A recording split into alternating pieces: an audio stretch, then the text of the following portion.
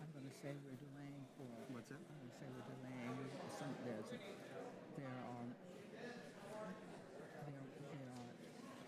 There's an overflow room, and I want to give people time to get to it. Okay, I mean, I don't think you need to say it though. But I need to explain why I'm not starting the All hearing. right. So she wants to know this because she's delaying to give people the time. I think she needs to give you. The three witnesses, the three members are on their way from HIPSI, and we are From where? Intel. So they had their briefing from 9 to 11, and they're leaving early to get here. So I think we are slightly outnumbering them. We can go. We are. Thank you. 1, 2, 3, 4.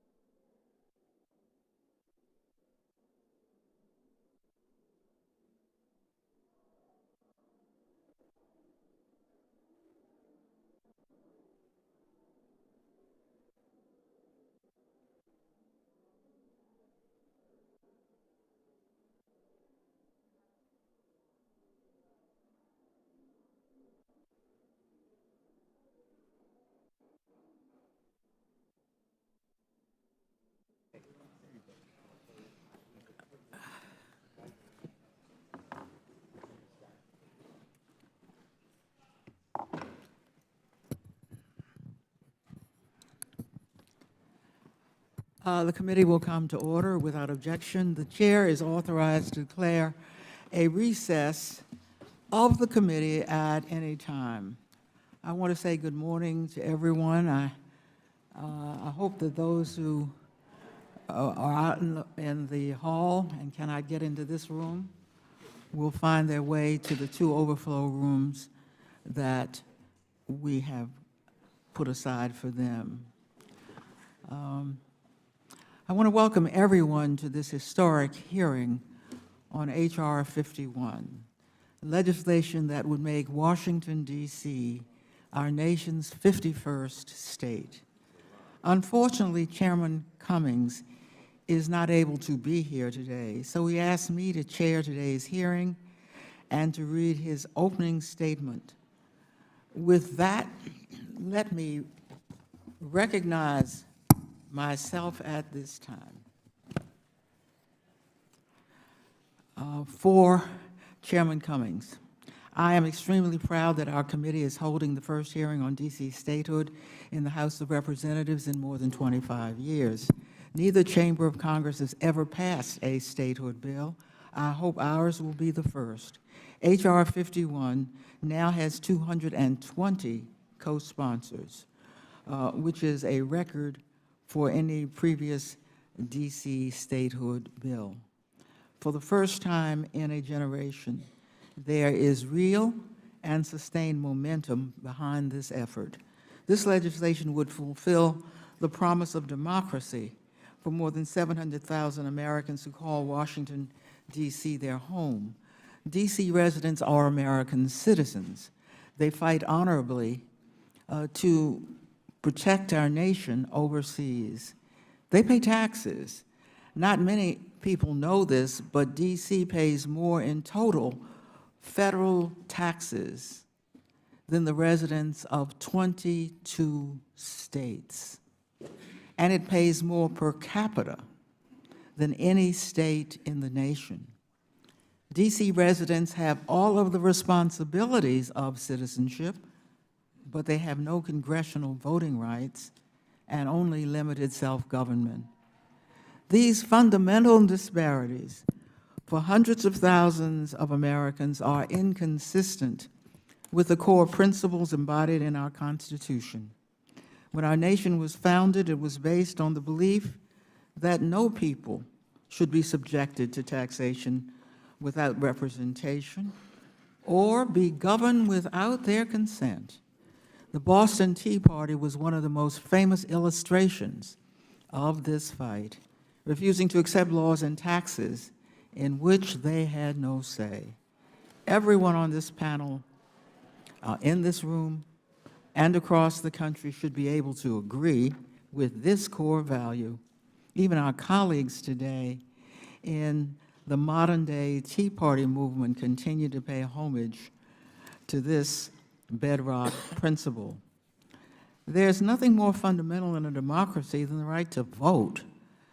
As the Supreme Court has said, and I am quoting the court, "No right is more precious in a free country than that of having a voice in the election of those who make the laws under which, as good citizens, we must live. Our rights, even the most basic, are illusory if the right to vote is undermined." In President Dwight D. Eisenhower's 1956 State of the Union address, he said this: "Once again, I ask the Congress to join with me in demonstrating our belief in the right of suffrage. I renew my request that the principle of self-government be extended and the right of suffrage granted to the citizens of the District of Columbia." Today, more than 60 years after President Eisenhower said those words, D.C. residents overwhelmingly support statehood. In 2016, an astonishing 86% voted in favor of becoming a state. Congress now has an opportunity to live up to the Constitution's goals. Statehood will give D.C. residents full and equal democratic rights. Unfortunately, there is not one Republican co-sponsor of this bill. In June, Senator Senate Majority Leader Mitch McConnell called D.C. statehood full-bore socialism. I don't know what this means. We have 50 states now, and no one has ever claimed that adding one to our union and giving the representatives in Congress a vote was somehow evidence of socialism. The truth is that most of my colleagues on the other side of the aisle oppose statehood because they believe it could dilute their power. In 2016, then Governor John Kasich was very blunt about this. He said, and I'm quoting the governor, "What it really gets down to, if you want to be honest, is because you know that's just more votes for the Democratic Party," end quote. The right to democracy should not be contingent on party registration. Today, I urge all members of this panel to rise above our partisan differences and think through this issue on the merits. I urge everyone to have a respectful and robust debate with the fundamental goals of our founding fathers at the forefront of our debate. As President Abraham Lincoln declared in the Gettysburg Address, a true democracy is government of the people, by the people, and for the people, end quote. I thank all our witnesses for being here today. I also thank the people of the District of Columbia who have shown so much drive and determination, many of whom are watching today's historic hearing with great interest.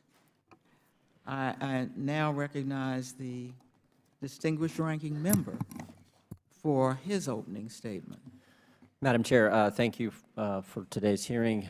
I want to thank our witnesses. I appreciate you all being here. Appreciate the folks who serve in the district government, and Mr. Miller, appreciate your service to our country. And I hope we can have a frank discussion about the future of the District of Columbia. Any discussion about the future of D.C. would not be complete without a discussion about the district's current challenges.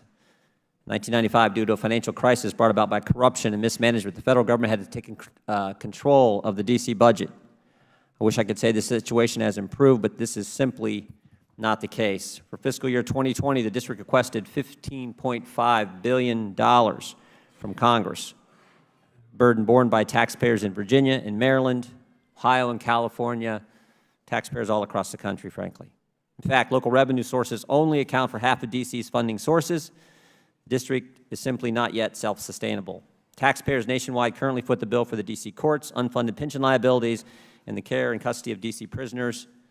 The district also receives other subsidies from the federal government, including $45 million for the improvement of D.C. public school system. And we cannot ignore the elephant in the room, ladies and gentlemen. The district government currently faces serious allegations of misconduct. We hope to have an honest conversation about some of these issues this morning, which is why we asked Chairman Cummings to invite D.C. Council member and former Metro Chairman Jack Evans to testify today. However, the Chairman denied that request. Instead, he asked the Inspector General for the Metro to examine Mr. Evans' misconduct. But just yesterday, in the same room, when we asked that the Metro Inspector General testify at the subcommittee hearing, we were denied. We were denied because the Democrats said the Metro Inspector General wasn't a true Inspector General. He wasn't part of the Inspector General community. Hearing yesterday was the head of the Inspector General Association, but we were denied our witness. Here's what we do know from the documents we've obtained. Mr. Evans tried to obstruct an internal Metro investigation into his misdeeds, threatening the jobs of Metro employees who actually cooperated with the internal investigation. And he had consulting relationships with companies that were Metro vendors or sought to do business with the Metro. Evans did not disclose these conflicts of interest to the Metro board. Mr. Evans attempted to exploit his position on the Metro board for his own personal benefit. He even urged, and this is probably the one that bothers me the most, he even urged the Inspector General, an Inspector General investigation into a vendor that competed with his consulting client, tried to sic the authority of government on someone to benefit his own personal client. Evans planned to sell his government access and connections to private companies for his own personal gain. And recognize, too, that the Jack Evans scandal does not appear to be an isolated incident. The same documents we've obtained show that another D.C. representative on the Metro board helped Evans to obstruct the internal investigation by harassing staff and preventing the board from having a quorum to meet. Sadly, the allegations against Mr. Evans are just the latest in a series of local D.C. political scandals. Mr. Berry, Mr. Gray, Jim Graham, Kwame Brown, Michael Brown, Harry Thomas Jr., all recent elected D.C. officials with a cloud of scandal, some actually serving time in jail. We cannot and should not ignore these unpleasant facts. I understand that supporters of H.R. 51 believe that much of the current District of Columbia should become the 51st state, but this is not what the Founding Fathers intended. They understood and they carefully crafted the Constitution so that the seat of the federal government would purposely and specifically not be within a state.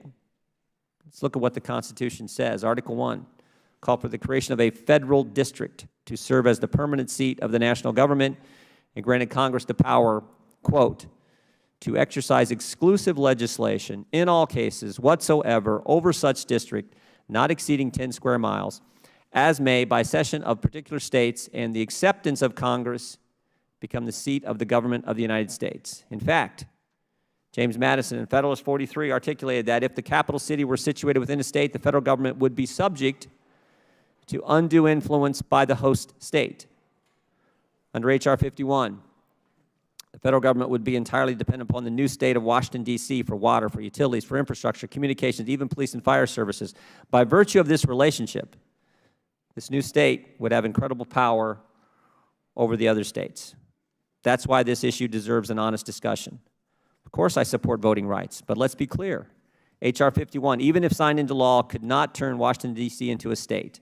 In order for the district to become the 51st state, Congress needs to pass, and the states need to ratify, an amendment to the Constitution.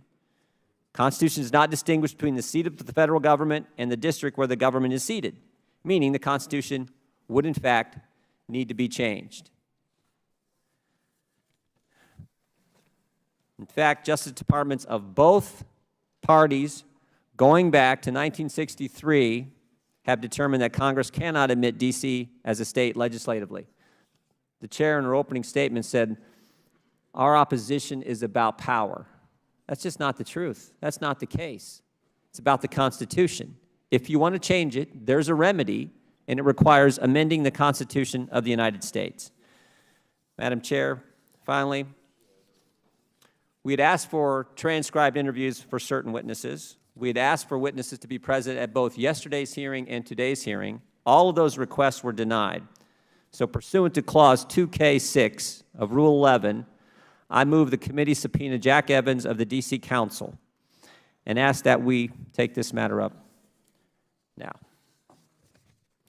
Madam Chair, with that, I yield back, but we have a motion obviously on the table. Madam Chairman.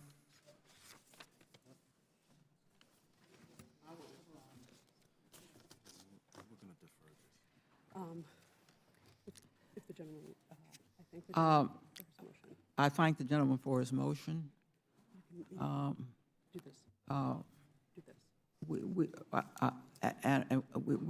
will attend to his motion presently. First, I want to correct for the record. The federal government provides 23% of the district's revenue. Nationally, the federal government provides 32%. Point of order. State government revenue. Madam Chair, we got Correcting for the record. Point of order, but we got there's a a motion. motion on the table. We got a motion that we've offered.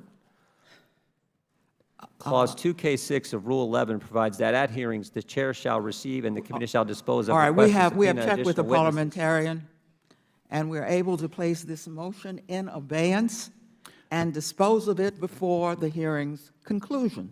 I indicated that we would, in fact, deal with the motion. This will be done out of courtesy to all of the witnesses and to give adequate notice to all members. We know that members have obligations in other committees today. We will consult with the other committees and announce at a time certain to return and to consider this motion. You will be heard. The gentleman Madam Chairman, are you suggesting our motion is not in order? I'm suggesting that we will hear the motion, and I've said when we will hear the motion, and that is the end of that. Madam Chair, if our motion is in order, it has to be dealt with immediately. End of the hearing, no. You are incorrect. We have checked with the parliamentarian. So have we. It has to be dealt with. It does not have to be dealt with when you say. It has to be dealt with before the end of this hearing. We're going to move on. As to Jack Evans, the minority has a witness today, Mr. Roger Pollan of the Cato Institute. On Monday, the ranking member requested a second minority witness, Jack Evans, who is subject to an ongoing federal criminal investigation. As we understand it, the purpose of asking Mr. Evans to appear before this committee is to answer questions about allegations that he engaged in unethical conduct relating to the Washington Metropolitan Area Transit Authority. The allegations against Mr. Evans have nothing to do with D.C. statehood and the fundamental suffrage of 700,000 American citizens. The voting rights of American citizens and their representatives in Congress have never been and never will be contingent on state and local officials never engaging in misdeeds. Certainly, officials in Ohio, if I may say so, have been the subject of multiple political scandals for many years, including one from 2018 that I won't go into in detail, but no one suggests that Ohio ought to lose its state or to lose its status. And nobody has seriously questioned Ohio's fitness to be a state. Chairman Cummings has already addressed this witness issue in a September 18th, 2019 letter, which I am entering into the record, and Chairman Connolly will have a subcommittee hearing on this issue because his subcommittee hearing will be on WMATA, and he will take this issue up at that hearing. Now, to move forward, I didn't finish. I want to simply name who the witnesses will be and then ask to hear from them. The Honorable Muriel Bowser, the Mayor of the District of Columbia, the Honorable Phil Mendelson, the Chairman of the Council of the District of Columbia, Jeffrey S. DeWitt, the Chief Financial Officer for the District of Columbia, and Kenneth R. Thomas of the Congressional Research Service, Curran E. Miller, a veteran of the District of Columbia, Mr. Roger Pillon,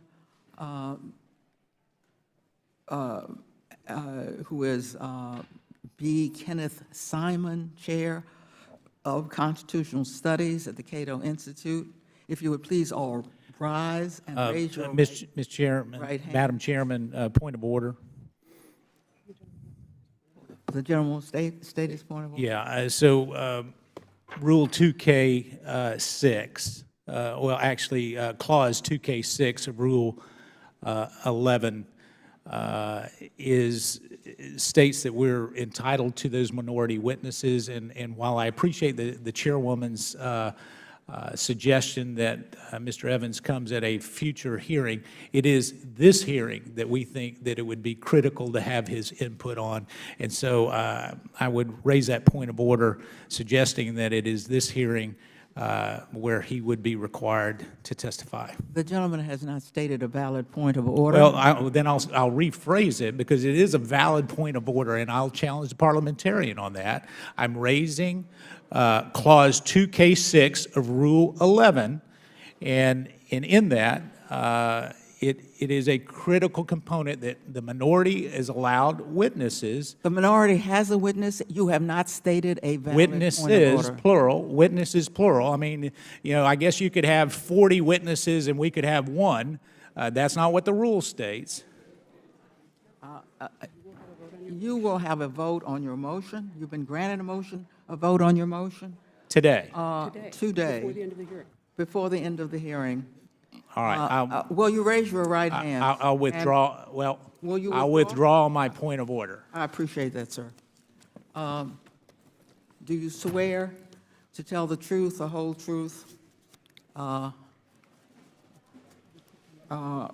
whole truth, so help you God? Please be seated.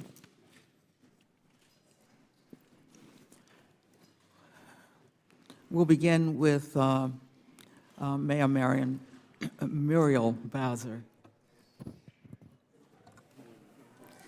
Madam Chair, Ranking Member Jordan, and all members of this esteemed committee, thank you for hosting this historic hearing on H.R. 51, the Washington, D.C. Admission Act, to make Washington, D.C. the 51st state. I want to especially thank you, Congresswoman Norton, for championing equality for D.C. for your entire tenure while skillfully delivering jobs, opportunity, and greater self-determination. I am Muriel Bowser, Mayor of Washington, D.C., and I'm honored to be here today to ask Congress to act upon the request of my residents to admit Washington, D.C. to join the United States of America as the 51st state. I want to be clear, I'm not here to talk about one person, but about 702,000 Americans who deserve full representation in this House. I was born in Washington, D.C., and generations of my family, through no choice of our own, have been denied the fundamental right promised to all Americans, the right to full representation in the Congress guaranteed by statehood. Over the years, there have been a lot of arguments against statehood. You're too small, they say, but we're bigger by population than 2 states, bigger than all states but Oklahoma at the time they were admitted to the Union. And what's more, we pay more federal taxes per capita than any state, and we pay more federal taxes total than 22 states. You're badly governed, they say. In fact, we do a better job than most states. We have a budget of $15.5 billion, which we have balanced 24 times in the last 24 years. And we already do the things that states do. We operate our own schools, we manage state Medicaid programs, we receive federal block grants. Like states, we issue driver's licenses, license plates, and birth and death certificates.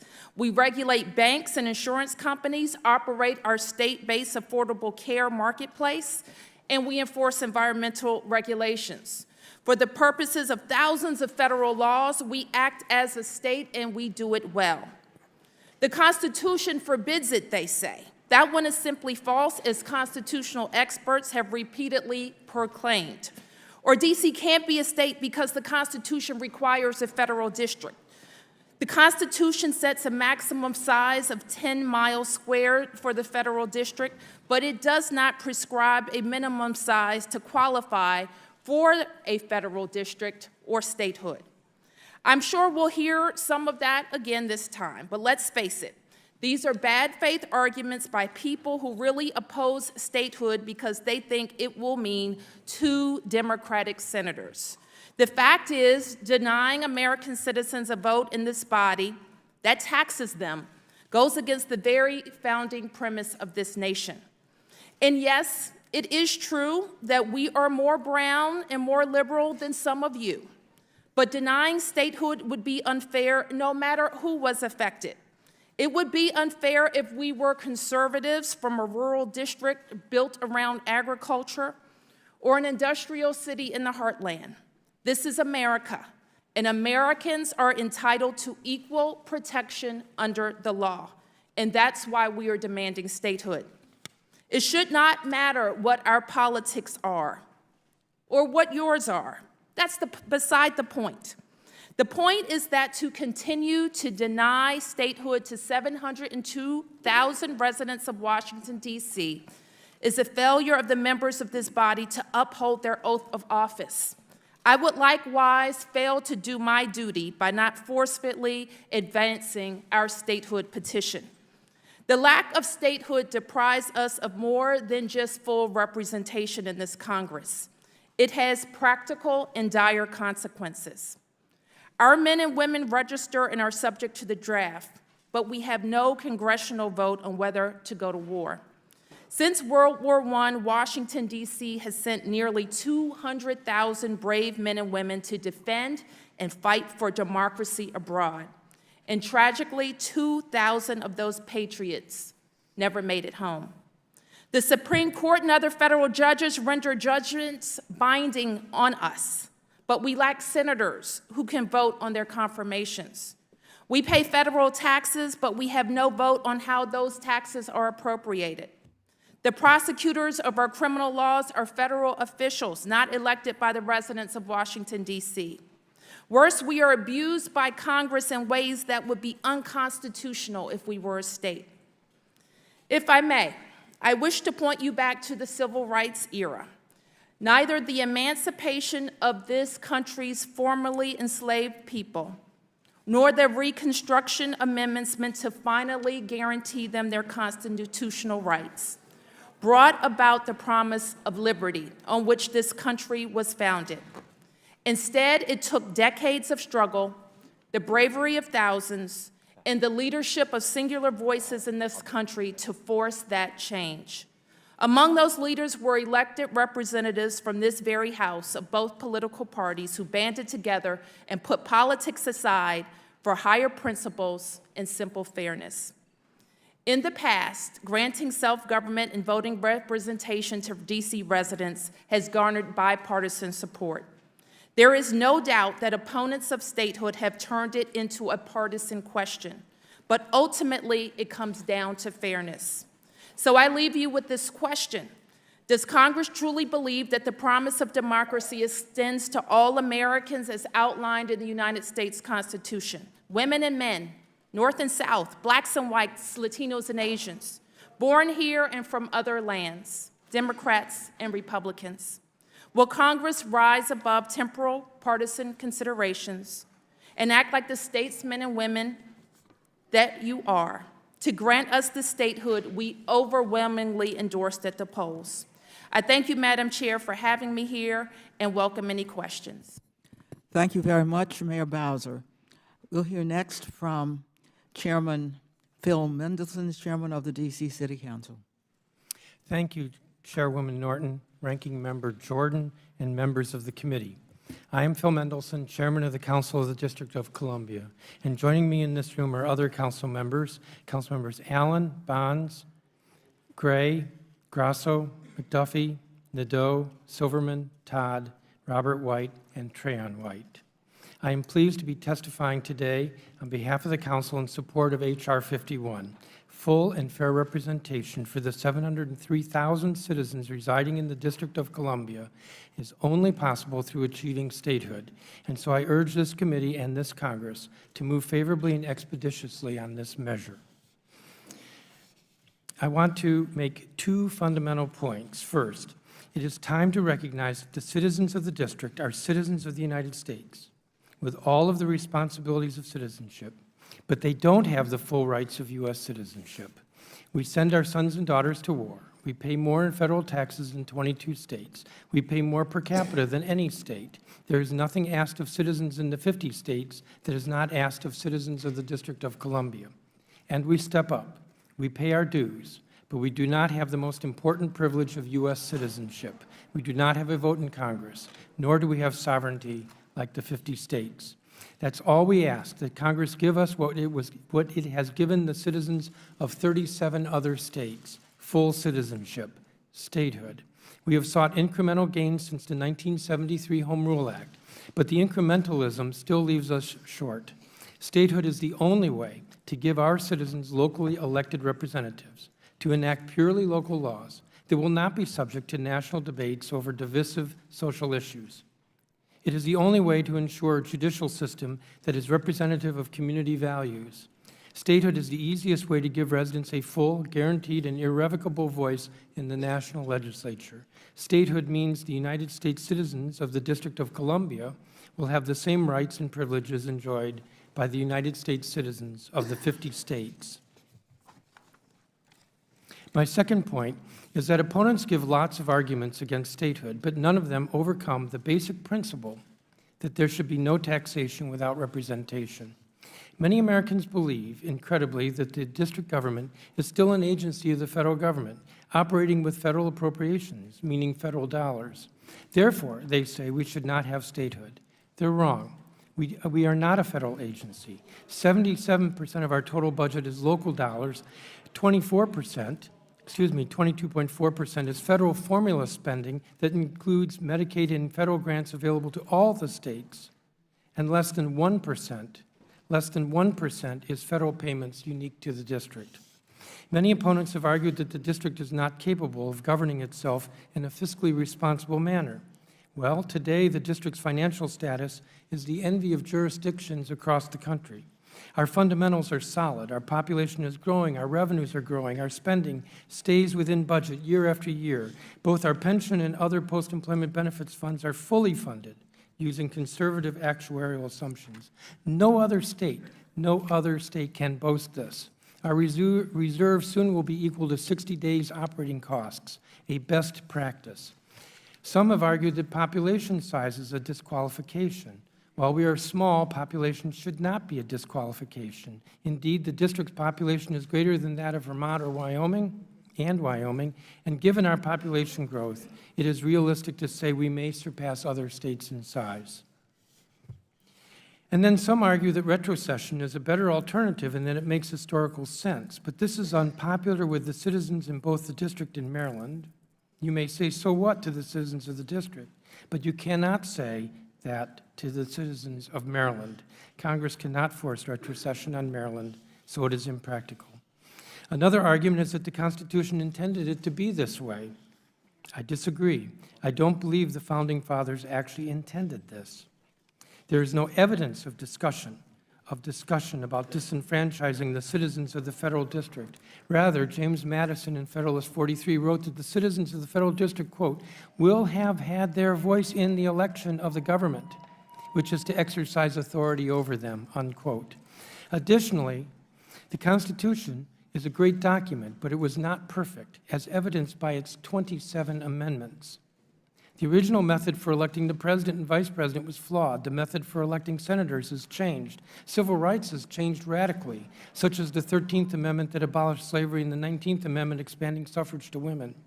Indeed, the issue before us is about civil rights, about the civil rights of district citizens to full citizenship, except that Congress can accomplish this by adopting H.R. 51. Not only can each of these arguments be countered, but actually they fail to overcome the fundamental principle that there should be no taxation without representation. Not only are we not an agency of the federal government existing off its treasury, but even if we were, that is not a reason to deprive 703,000 individuals full sovereignty and representation in Congress. Not only are we small, but that is irrelevant to whether 703,000 individuals should enjoy full citizenship. Not only do we run our government well, but we run it better than other states, and they have statehood, because how well people run their government has nothing to do with whether they should be treated as United States citizens. Self-governance is the essence of democracy and freedom. The only option to gain both full representation, voting representation, and full self-governance is to adopt H.R. 51 and grant statehood to the district. Thank you. Thank you very much, Chairman Mendelson. Mr. Jeffrey DeWitt, the Chief Financial Officer for the District of Columbia. Good morning, Chairwoman Norton, Ranking Member Jordan, and members of the House Committee on Oversight and Reform. I am Jeffrey S. DeWitt, Chief Financial Officer of the District of Columbia. The Office of the Chief Financial Officer is an independent agency charged with ensuring long-term financial health and viability of the District of Columbia. I am pleased to provide testimony today on the strength of the district's finances and economy, the current relationship between the district's budget and the federal government, and how the district can transition to statehood. The District of Columbia has made a remarkable journey to its strongest financial position in its history, with a positive general fund balance of exceeding $2.8 billion. Today, the district sits at the highest possible credit rating of AAA, an accomplishment achieved by only 10 of the 25 largest cities and a rating higher than 35 other states. This turnaround is a testimony to the financial practices put in place that continue to be enhanced by district's elected leadership and key stakeholders. The district's financial practices include a balanced budget, a multi-year financial plan, a 6-year capital improvement plan, quarterly revenue estimates to ensure spending stays on track, a self-imposed debt limit to restrict excessive borrowing, and best practices when it comes to cash reserves. District law sets a cash reserve policy of 60 days of operating revenues as compared to the federally mandated requirement of only approximately 22 days. The district has implemented a comprehensive capital asset inventory system and a long-range financial and capital plan to bring all assets or infrastructure to a state of good repair within the next 10 years. No other city or state in the United States has developed an implementable plan to reach this goal. The district has also fully funded its public safety and teacher pension trust funds, as well as its retiree health care trust funds, a level no other state can claim. Finally, the district has achieved 23 consecutive years of clean audits as verified by outside independent auditors. The district and the Washington Metropolitan area have developed into a vibrant and dynamic economic region with diversifying economic base and a fast-growing private sector. Attached to my testimony are graphs to show the growing influence of the private sector on the district's economy. Continued solid economic performance, population growth, and a stable housing market mean the future revenue forecast will remain strong to fund both the necessary programs and to bring the district's infrastructure to a state of good repair. In many respects, the district's economy already functions as a state. The district collects personal and business income taxes, administers workers' unemployment compensation programs, and runs the Department of Motor Vehicles. In addition, it provides local services to its business and residents that include police, fire, public works, and it operates a school district. The district is similar to many states in that we receive federal grants mostly for Medicaid, education, human services, and transportation. The district's budget is comparable to states in its reliance on federal dollars as a part of total revenue. A 2016 study estimated that the 50 states average 32% of their state revenue from federal grants and aid. In the district, only 23% of the fiscal year 2020 revenue will come from federal sources. This illustrates that the district relies less on federal dollars to balance its budgets than a considerable number of states. The district's population is approximately 700,000, making it the 20th largest city in the United States according to the census. However, roughly an equal number of workers from Virginia and Maryland, many of them federal, come to the district every day to work, doubling the population served during business hours. Services, operations, and infrastructure must be sized to handle this large level of commuter population. In addition, approximately 30% of our total commercial property is owned by the federal government. Foreign mission buildings are another category of non-taxable property disproportionately located in the district. Between the diplomatic and federally owned buildings, we estimate that the district forgoes annually about $640 million in real property tax revenues. With the transition to statehood, we expect that certain functions certainly managed by the federal government will fall to the new state. The true financial impact of the District of Columbia statehood will depend on policy decisions yet to be made by Congress and the newly elected government. It is also expected that a negotiated compact between the federal government and the district will clarify many of these necessary details. My office stands ready to advise on the policies being considered, the revenues that could be generated, and the effects of budget allocations to accommodate these new state functions. In conclusion, the fiscal foundation of the district is extremely strong. By working with the federal government on a smooth transition, the district is capable of transitioning to statehood and overcoming any potential fiscal challenges that may lie ahead due to its strong financial condition and institutionalized best management practices. I thank you for the opportunity for me to testify today, and I'm happy to any questions you may have. Thank you very much, Mr. DeWitt. Kenneth R. Thomas of the Congressional Research Service. You may proceed. Chairwoman Norton, Ranking Member Jordan, and members of the committee. My name is Ken Thomas. I'm a legislative attorney with the American Law Division of the Congressional Research Service. I'd like to thank you today for inviting me to testify regarding H.R. 51, the Washington, D.C. Admission Act. My testimony today will be directed to the issue of whether Congress has the constitutional authority to implement H.R. 51, which would create a state called Washington Douglas Commonwealth out of a portion of the existing District of Columbia. H.R. 51 would admit the populated portions of the District of Columbia as a state, leaving behind a federal enclave of governmental buildings and land. This proposal raises a variety of novel constitutional issues. The three constitutional provisions that are most obviously implicated are the Admissions Clause, the District Clause, and the 23rd Amendment. I'd first like to address the Admissions Clause, which provides that Congress can admit states to the Union, but it cannot create a state from portions of another state without that state's permission.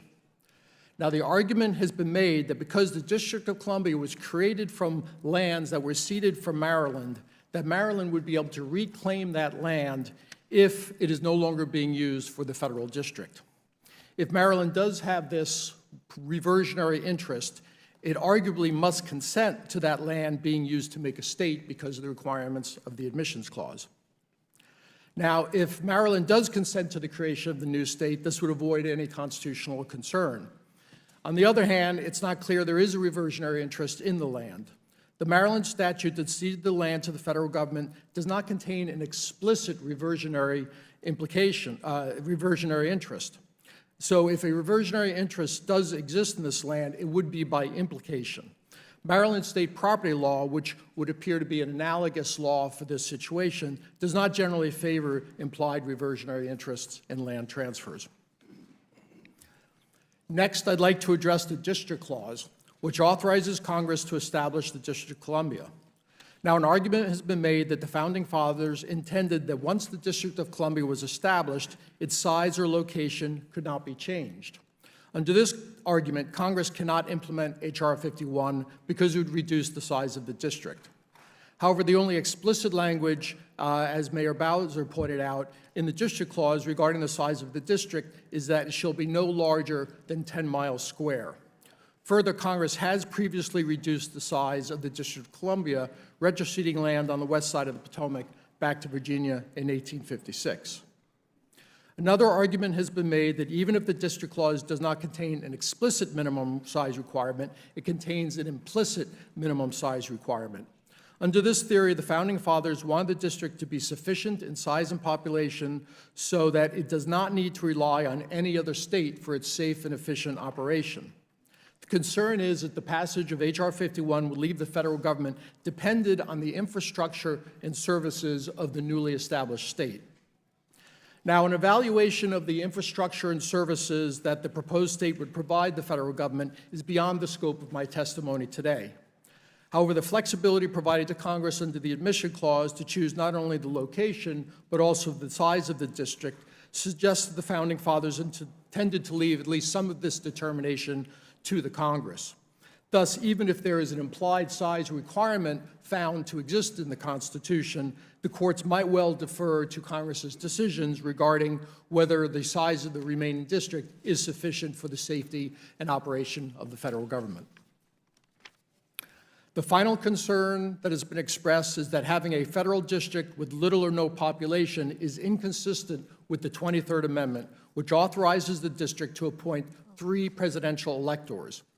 Arguably, H.R. 51, a statute, would either make the 23rd Amendment a dead letter or it empower a very small number of people still living in the district, such as the president and his family who reside in the White House, to exercise 3 electoral votes.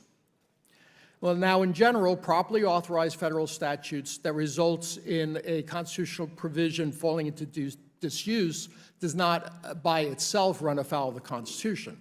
On the other hand, if the persons who remained in the federal district were to try to exercise their right to 3 electoral votes, it's not clear how the courts would respond. Thank you for this opportunity, and I would be happy to answer any questions. Thank you very much. And we go to our final, not our final witness, actually, but to our next witness, Mr. Curran Miller, who is a veteran and a District of Columbia resident. Good morning, Chairwoman Norton, Ranking Member Jordan, distinguished members of the committee, and guests. I'm Attorney Curran Miller, a Washington, D.C. born, 3rd-generation D.C. resident and 3rd-generation military veteran. As a 1975 Naval Academy graduate and retired Naval Reserve commander with 28 years of military service, I'm particularly honored and privileged to be able to testify on behalf of our 702,000 residents, especially our 30,000 D.C. military veteran residents. Joining me this morning, along with our other proud D.C. patriots, is Ms. Jan Adams, President and CEO of JMA Solutions, a D.C. veteran who is 24-year retired Air Force Chief Master Sergeant, and also my fellow 2019 D.C. Hall of Fame inductee for business. I'm also joined this morning by Mr. Elliot Domingo, the current Director of the Mayor's Office of Veterans Affairs, a 14-year D.C. veteran, and a currently serving U.S. Marine Corps Reserve Major. Together, we urge this Congress to enact H.R. 51 to provide for the admission of the state of Washington, D.C. into our nation's union. With the enactment of H.R. 51, Congress has the perfect opportunity to demonstrate definitively to our deserving military veterans and all of our deserving D.C. residents that our grateful nation appreciates and thanks our D.C. military veterans. If I may speak to my fellow veterans on this committee, Congressman Higgins, Green, Stubbe, with your support, Congress can thank our D.C. military veterans by standing up for them now and doing the honorable and, quite frankly, the only right thing and vote yes to approve H.R. 51. Your yes votes will unequivocally demonstrate that D.C. military veterans have more than earned this basic right to have a voice in the election of those who make our laws. D.C. military veterans have fought and died in every American war since the American Revolution. And as the mayor said, almost 200,000 D.C. veterans have served in the military since World War I. During Vietnam, 243 D.C. veterans were casualties of war, and that is a greater number of military veterans than 10 U.S. states whose military veterans had the right of congressional representation. My fellow D.C. military veterans are tremendous patriots who have earned all the rights to which other Americans are entitled. As the first director of the Mayor's Office of Veterans Affairs, I had the distinct honor to present a D.C. mayor's resolution at the funeral honoring the incredible military service of Trooper First Sergeant Mark Matthews, the oldest living original Buffalo soldier and the oldest living D.C. military veteran, when he passed away and was laid to rest in Arlington Cemetery with full military honors. Congress, stand up for Trooper Mark Matthews, who honorably served but still didn't have the right to congressional representation. On several occasions, I visited the District of Columbia's VA Medical Center, and one of its assisted living residents, Corporal Alice Dixon, a D.C. World War II veteran who served in the all-black female 6888th Central Postal Directory Battalion of the Women's Army Corps. Congress, stand up for Corporal Dixon, a D.C. veteran who lived for 108 years without ever having the right to voting representation in Congress. President Trump said in his July 4th Independence Day speech on the steps of the Lincoln Memorial, and I quote, "We are one people chasing one magnificent dream," unquote. Congress, you have the responsibility to stand up for our D.C. residents and make sure that part of the one people emphasized in the president's speech comes to fruition. Congress must fulfill its duty to stand up for our nation's D.C. residents who have earned the right to full citizenship that is afforded to all U.S. citizens. Finally, there is but one conclusion, that D.C. military veterans have a fundamental right and earned benefit to have a voice in the election of those representatives who make our laws. D.C. statehood is the only means by which our D.C. residents can have equal citizenship. Congress must now do the only right thing and stand up and be counted for our D.C. military veterans who have stood up for you and were counted for you. This concludes my testimony. Thank you in advance for standing up for our D.C. veterans and residents and enacting H.R. 51 to make D.C. our 51st state. I look forward to responding to any questions that you may have. Thank you. Thank you very much, Mr. Miller for that testimony.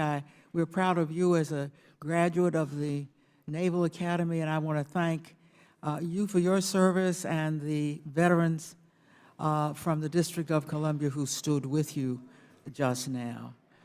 Finally, we want to hear from Dr. Roger Pillon. He is B. Kenneth Simon Chair of Constitutional Studies at the Cato Institute. Mr. Pillon.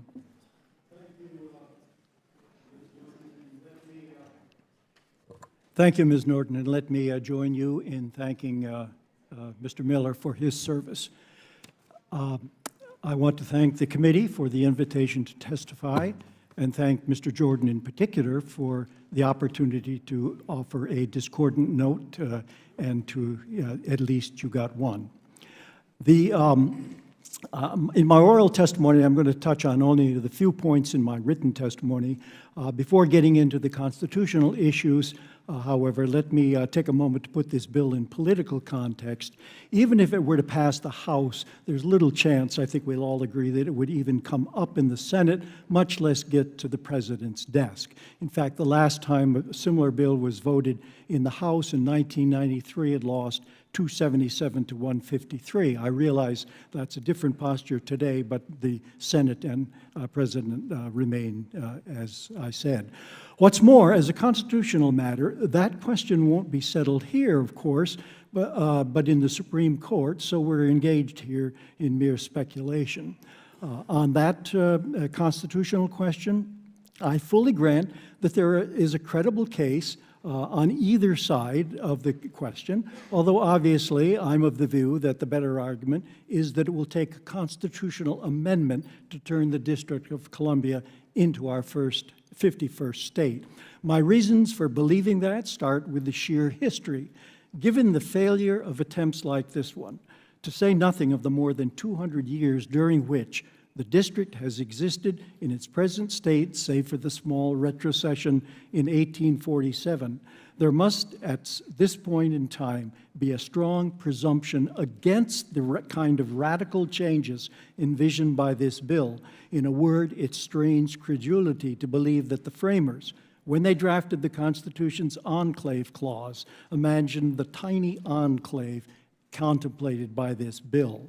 As I read it, however, the twist in this bill, as opposed to the Senate bill of a few years ago, is that with several noteworthy exceptions, this bill is patterned after the process through which federal territories have been admitted as states to the Union. If that's the case, while the federal district may have been a territory for a brief period before the government moved here, we're long past that. More to the constitutional point, the District of Columbia is a sui generis entity expressly provided for by the Constitution in clear contemplation of its becoming the seat of the new federal government, which it's been for more than 2 centuries. It's provided for by Article 1, Section 8, Clause 17 of the Constitution, the Enclave Clause, not by Article 4, Section 3, which provides for the admission of new states from territory and, prior to any admission, the regulation of federal territory. This proposal bootstraps its procedures under Article 4. I don't think that will fly in any court, not certainly in the Supreme Court. Regarding the reduction of the district to a tiny enclave or on the National Mall, to be sure, the framers did not set a minimum size for the district, but their mention of 10 Mile Square, together with Congress's nearly contemporaneous 1790 creation of the district from land 10 Mile Square, makes for, seated from Maryland and Virginia, is strong evidence of what they intended, strong evidence, too, against this enclave scheme.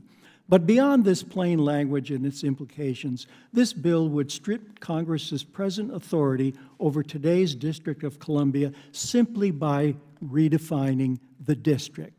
Most important, perhaps, there's the core constitutional principle at issue here, the doctrine of enumerated powers. Congress has only those powers that people have delegated to it as enumerated in the Constitution, mainly in Article 1, Section 8. There's a power to create the district, no power to do what is contemplated here. Now, I know proponents of this bill draw all manner of implied powers from those granted, but I find those arguments strained and conclusory, as every Justice Department has found that has looked at similar or related proposals since the time of Attorney General Robert Kennedy. Then again, the consent of Maryland would seem to be required, and the implications of that are in my written testimony. Finally, even my co-panelist, Mr. Thomas, has written that the 23rd Amendment presents, quote, a significant question for this bill. To return finally to a political point, as a June Gallup poll showed, not even Democrats support D.C. statehood. Among Americans generally, 29% support D.C. statehood, 64% oppose it. I don't see this bill going anywhere. Thank you. Thank you very much, Mr. Pillen. I note that the House Majority Leader has joined us without objection. Mr. Hoyer is authorized to participate in today's hearing. I now recognize Mr. Hoyer for 5 minutes. Thank you very much, Madam Chair. Madam Mayor. Is it on? The microphone is not on.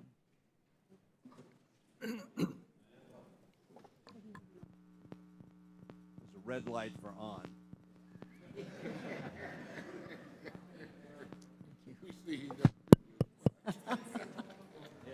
Does anybody out there want to hear what I have to say?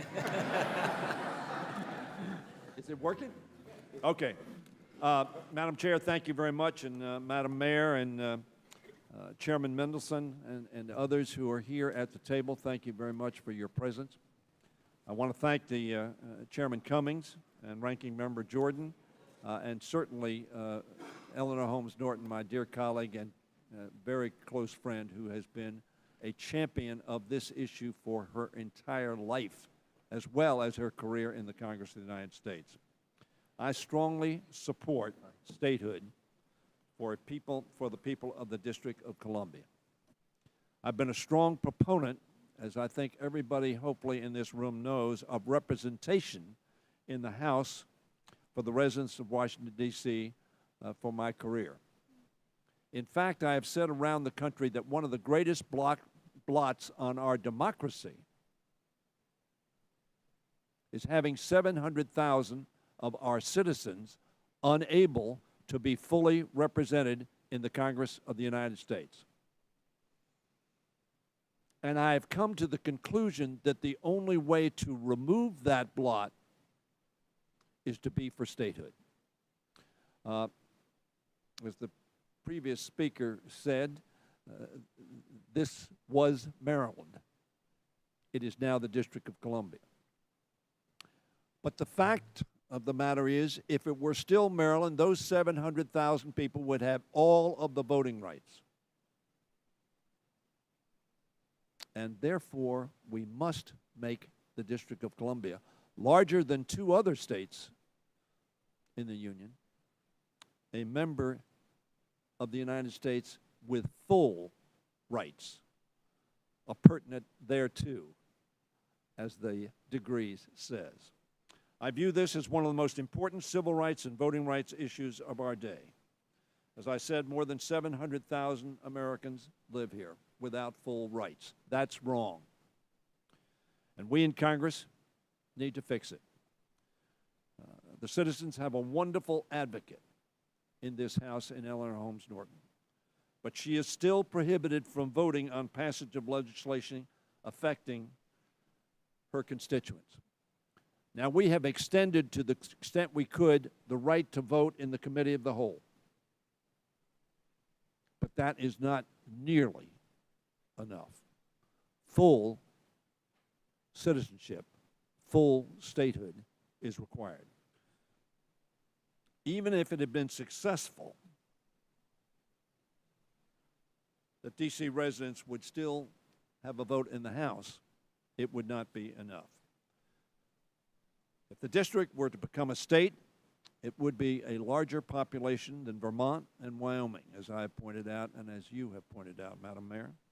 Statehood would also allow district residents the full measure of self-government afforded the rest of the states, removing the intrusion of congressional rule, which often runs counter to the wants and needs of Washingtonians.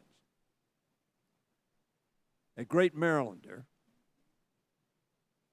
and a citizen of the District of Columbia as well, Frederick Douglass said, "Power concedes nothing without a demand."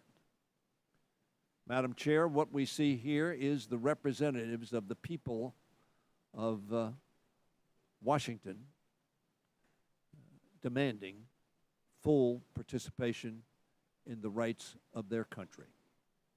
The hard work over the years by Congresswoman Norton and others advocates for D.C. representation provides the demand to which power, in this case Congress, must concede.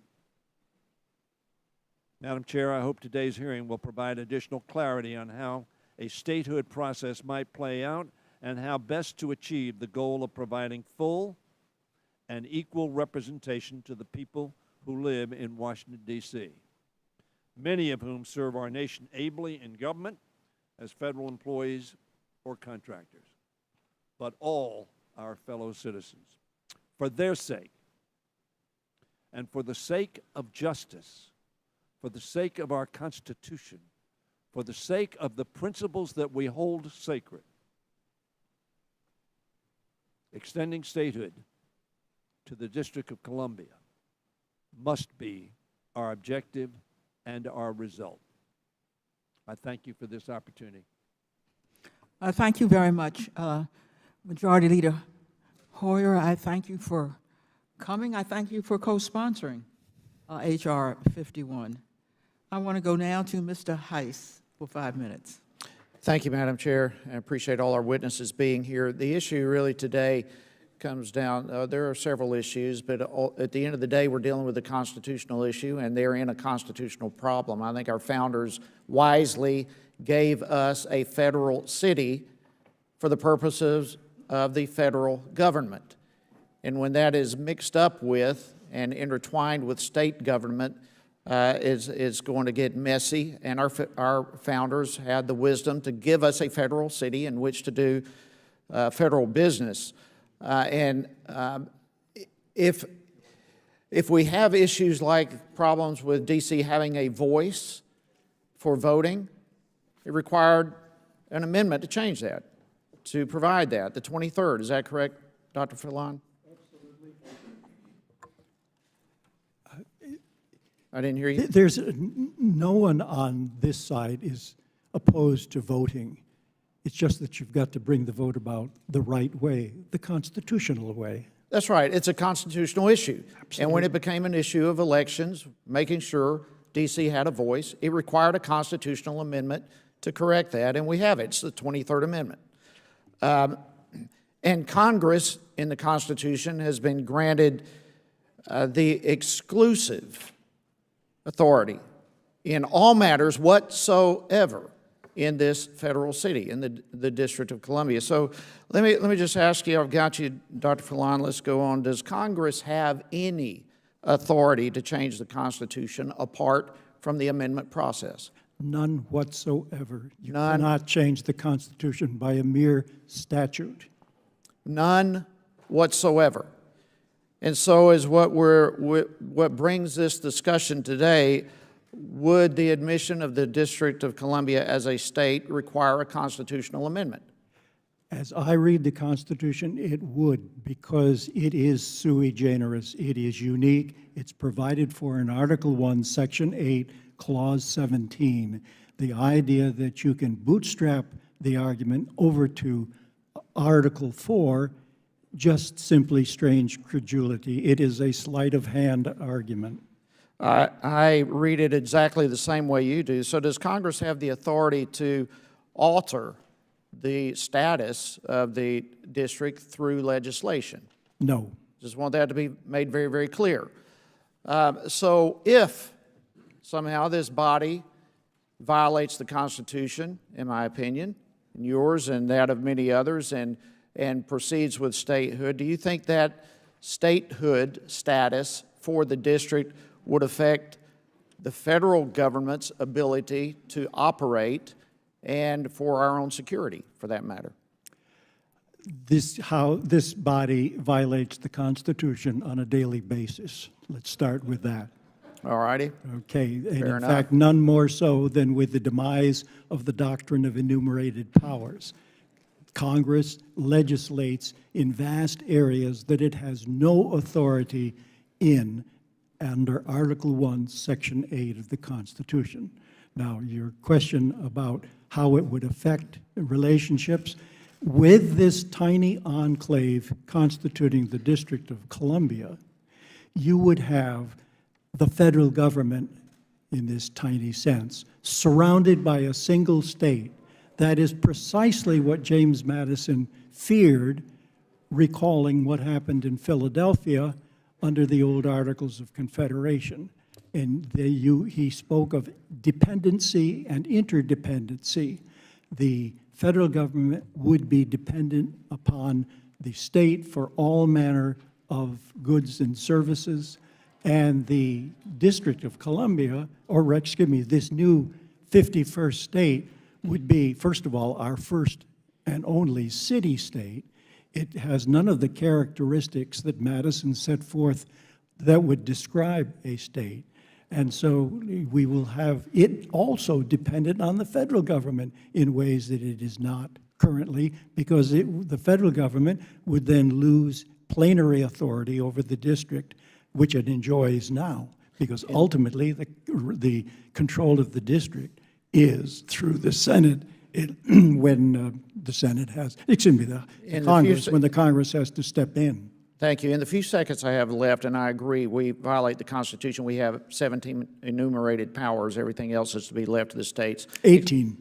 18, depending on how you count. The 23rd Amendment, how is it in jeopardy with this movement to statehood? And I will yield back with that. Well, under the 23rd Amendment, excuse me, you would, under this proposal, you'd still have some people with their rights under this amendment, under this proposal, to select electors.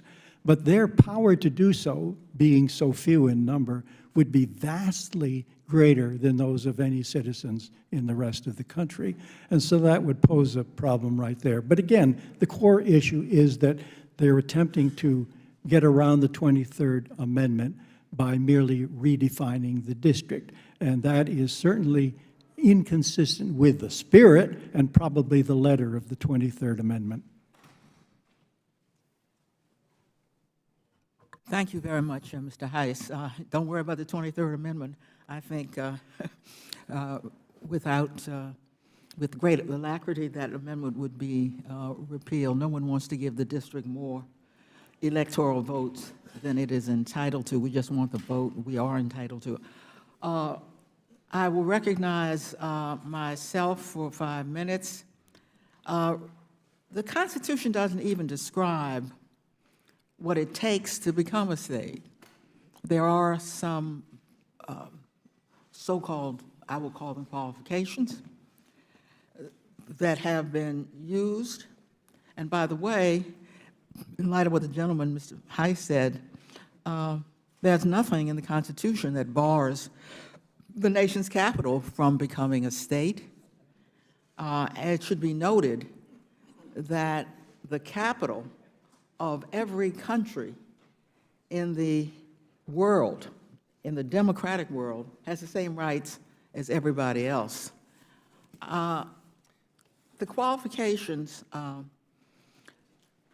that have been used have been commitment to democracy. Residents have to support it, and the state must be able to support itself. So I'm going to ask, I suppose, Mayor Bowser and Chairman Mendelson, perhaps Mr. DeWitt, Justice, do you think that the district has met those qualifications of commitment to democracy, support for statehood, and resources to support the state?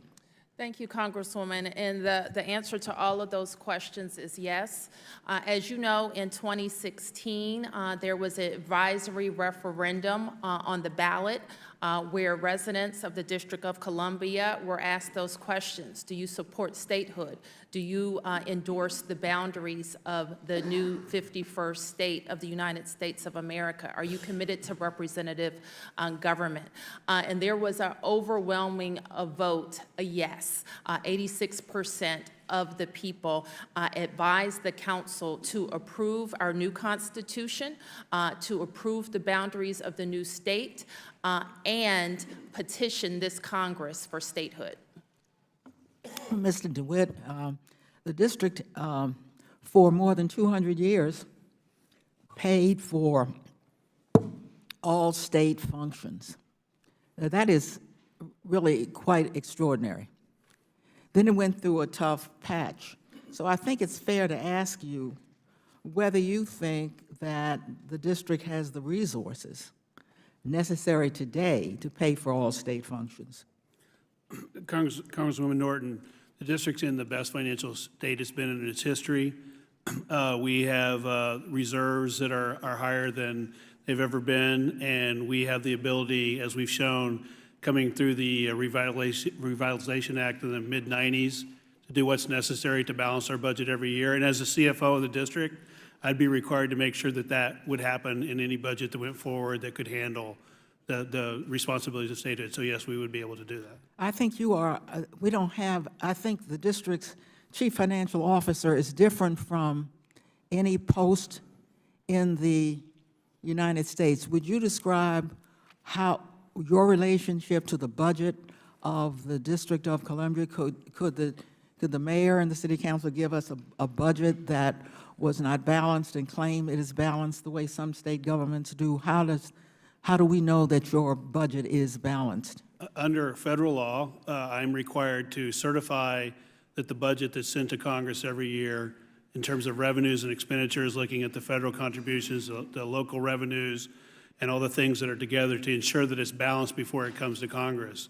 So that is what we have done. So suppose the district's budget was not balanced. You're not an elected official.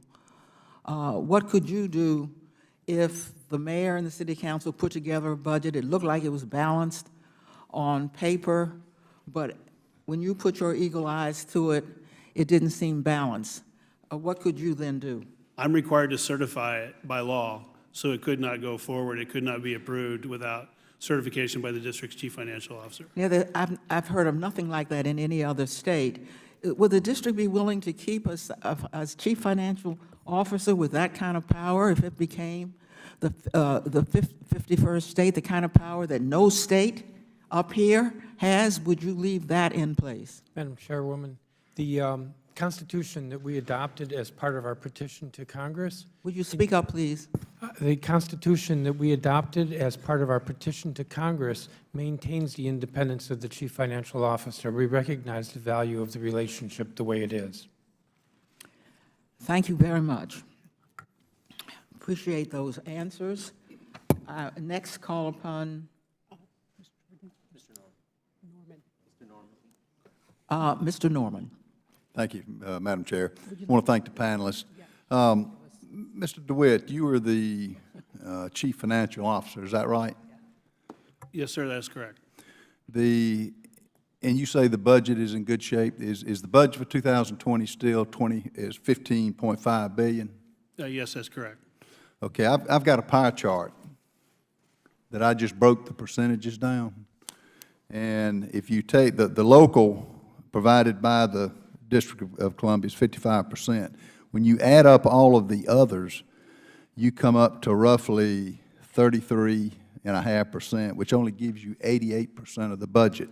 Of that, Medicaid, federal grants and Medicaid is 22.4%.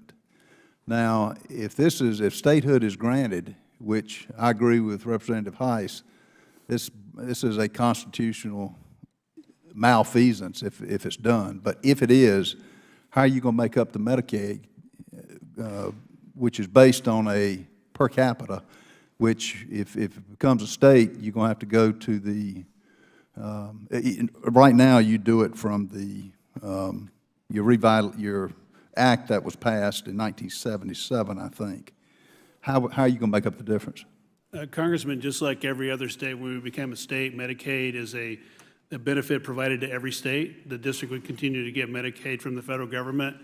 As I mentioned in my testimony, we're currently 23% of our total budget comes from the federal government. The average for the states is 32%. Medicaid would not go away when we become a state. Wouldn't go away, but the dollars coming into the state are going to be reduced. Would you not agree?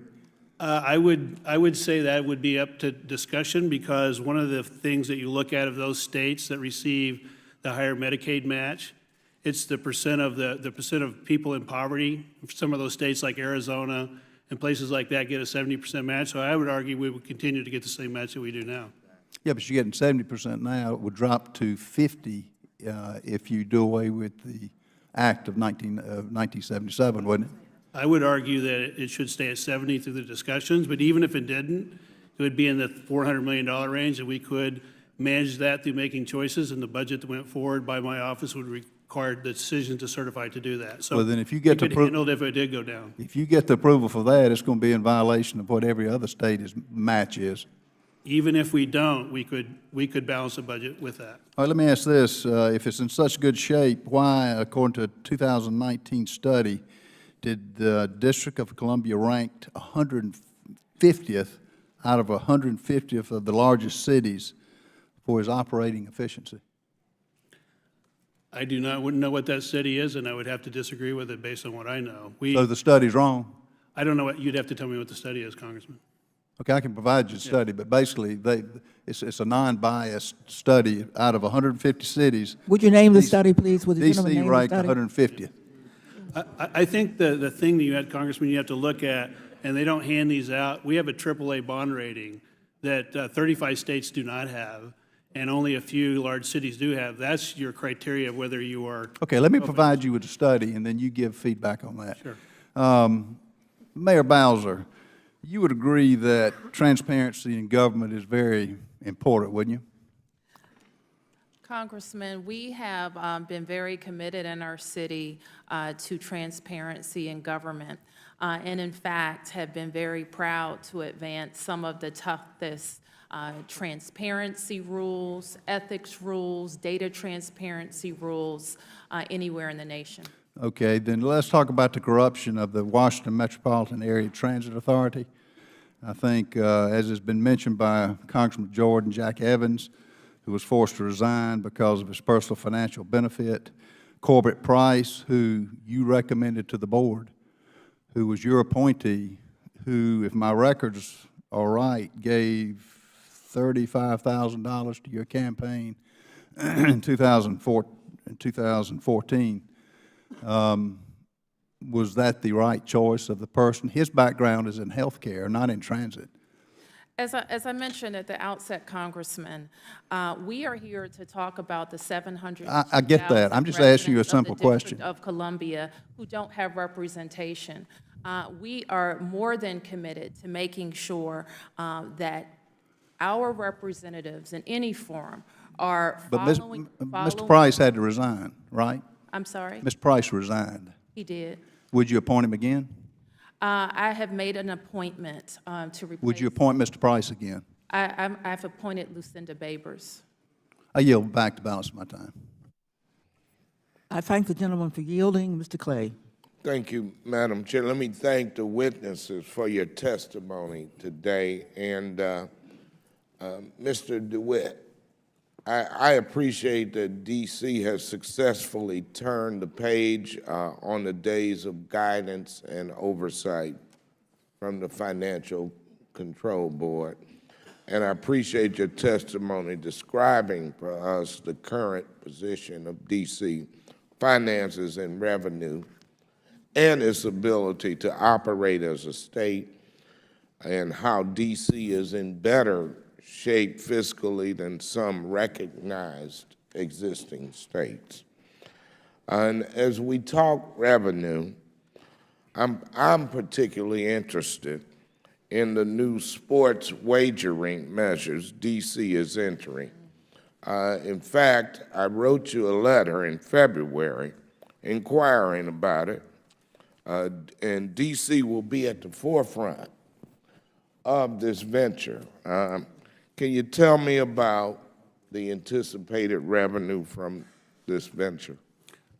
Congressman, the revenue from that relative to our total budget is relatively small, but our forecast, looking at it, and we believe they're conservative, are in the range of about $20 million a year. So it's a small number relative to that. Our lottery itself generates about $45 to $50 million, so it'll be smaller than a lottery, at least when it gets started, but it will bring additional revenue in, which is part of our budgeting process and part of the resources that we have in the district. And the reasoning for you all moving so quickly was to beat Maryland and Virginia as far as competition was concerned, right? It was to take advantage of the Supreme Court law that allowed for sports gaming to go in place and to take advantage of that revenue. And obviously, the ones that go earlier are going to do better, but it was just to take advantage of the right to have sports gaming in the district. And when do you imagine placing bets will begin in D.C.? We are in the process of the regulatory environment has been put in place, so the licensing will begin as soon as we can get in place the ability to evaluate the viability of the people that are going to be bidding. So toward the end of the year, or maybe a bit earlier, we'll be able to take sports bets at local facilities, and mobile vending would be allowed early in 2020. Is the sports wagering revenue earmarked for a specific state purpose, i.e. public education or social services? It is going to be part of the general fund, and so it is part of the revenue sources of the general fund. It's not specifically dedicated to education. Okay, do you have any concerns about the contract? The contract was done, no, I do not. Okay, fair enough. Mayor Bowser, Yes, Congressman. thank you for being here today. Strategy-wise, have we ever considered partnering with another territory in this, that's part of the United States? And I'll use Puerto Rico as an example. Have you ever thought about partnering so that we come in with 51 and 52 as far as states are concerned? Has there ever been any discussion Well, in thank you regard for to that question, Congressman. And certainly I can speak for the residents of Washington, D.C., who have overwhelmingly endorsed statehood. And we are ready for statehood. You heard our congresswomen talk to you about the vote that identified our boundaries, our Constitution. You've heard from our CFO that we are financially ready to move forward. And we have a petition before this House to do exactly that. Yeah, and I mean, I support it. I support statehood for the District of Columbia, but also just hearing the criticism from the other side. They talk about 51 states. Wouldn't it make sense to not just add 2 senators, but 4 at one time? For us? For the country. I take that. For the nation. For the nation, absolutely. So like I said, I can speak for us, and I know that Puerto Ricans will speak for themselves through their representatives and at the polls, and I can say for sure that we are ready. And as for the criticisms that we've heard so far, Congressman, if I may address, the question was asked, can this Congress admit D.C. as a state? And this simple answer is yes. There have been 37 states admitted by simple legislation from this Congress. The question was asked, can this Congress make the federal enclave smaller? And clearly,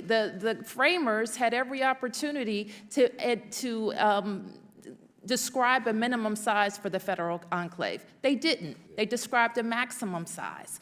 It's been questioned whether the state, the 51st state, would overpower the federal enclave. And we know the framers were concerned with state power then. States had much more power than a fledgling federal government. That's not the case now. We have a massive federal government that overpowers all of the surrounding states. So those critiques simply don't hold water. And you are correct. In 240 years, things do change in this country. And I thank you for that and yield back. Well, I thank the gentleman, and could I remind the gentleman that the gentleman had himself a candidate for a company for the lottery, and if the district became the 51st state, nobody would care about another member's I'm not sure what interest the in the reference lottery. is, Madam Chair, but Since I heard that's what you had brought up, sir, Well, you gave us a very good reason why I'm so glad I finally got a response to my letter. Thank you. Yeah, I wanted to be known that I informed the district they didn't need to respond to a letter about the internal So we working. don't need oversight here? Is that That's what why you're we want to saying? become the 51st state Well, of the but United wait a minute, that's what this committee is. It's called the Oversight Committee. This committee, we need to put this committee out of business, and that's what this really? bill is about to do. Thank you But I so do much, appreciate your support Madam for statehood Chair. for the District of Thank Columbia. you. Thank you very much. He sits next to me in this committee, so I'll let him pass. Mr. Gibbs. Thank you, Madam Chair. Seems to me, listening to the discussion, this comes down really to two issues. The concern our founding fathers had, that the district should not be, conflicts with the state, in the state, and the rights of as now the 700,000 people the right to vote. And I look back here in the history, and I'll be interested to hear what our witnesses have to say. But when the capital was moved to D.C. from Philadelphia in 1800, the district was controlled by the federal government. In addition, they had no voting congressional representation and no votes in the electoral college. But the people who lived either voted for Maryland or Virginia congressmen, depending what part of the territory of the district that was previously Maryland or Virginia. And then a year later, in 1801, Congress passed legislation dividing the district into two counties, Washington County and Maryland, on the Maryland side, and Alexandria County on the Virginia side, and those laws would apply. Then in 1802, the citizens petitioned the government for a municipal charter. Then it moved down through. There's several things that happened. And then in 1970, let's see, when was this? There was a home rule in 1973 was passed enacting the structure of government, the powers, the mayor and the 13-member council, some other exceptions. But I think maybe the founding fathers had this right. They were really concerned about the role of conflicts of state laws versus the federal in the D.C. property area here, and then about the rights of people to vote. Now, Mr. Poland, how did you, what's your thoughts on this, what the founding fathers were thinking? Because they did allow residents to vote for U.S. senators and U.S. congressmen, so they did have representation, and they did have those laws apply in the part of the geographical area where that was part of Maryland or Virginia. If I understand you correctly, you're asking me to speculate on what it was that explains why they changed the voting situation. Is that correct? Well, I think I'm speculating. We're all speculating because nobody was around back then. It's mere speculation. Yeah. I have no idea. But we know that the founding fathers were concerned about the conflict with state laws. I mean, that's a fact. That's all in the Federalist Papers and everything. But there hasn't been a lot of discussion about what concern there was for the residents in this territory. I want to say territory. That's not the right legal word, but in the district. Yeah. And so there was provision. They were able to vote, and those laws, either the Maryland state laws or the Virginia state laws, regarded for federal things that would apply to them, they had a say. And apparently, when the district moved over time, incrementally changed the laws and the rules, they actually kind of, shot themselves in the foot. They lowered their abilities that what they had before. So I don't know if the Congressional Research Service has done any look at what happened back in the early 1800s, because maybe they had it right, and we're just forgetting about that. And if we're really concerned about the 700,000 people having the right to vote, Maybe we ought to go back to that provision and let them vote for the U.S. senators in either Maryland or Virginia. Again, Would the gentleman yield? Who's asking? Yeah, go ahead. Mr. Gibbs, thanks for that excellent question. As I understand it, both Maryland and Virginia ceded land to Congress in 1791, and people continued to vote in Maryland or Virginia, depending on which portion, as you stated, they lived in.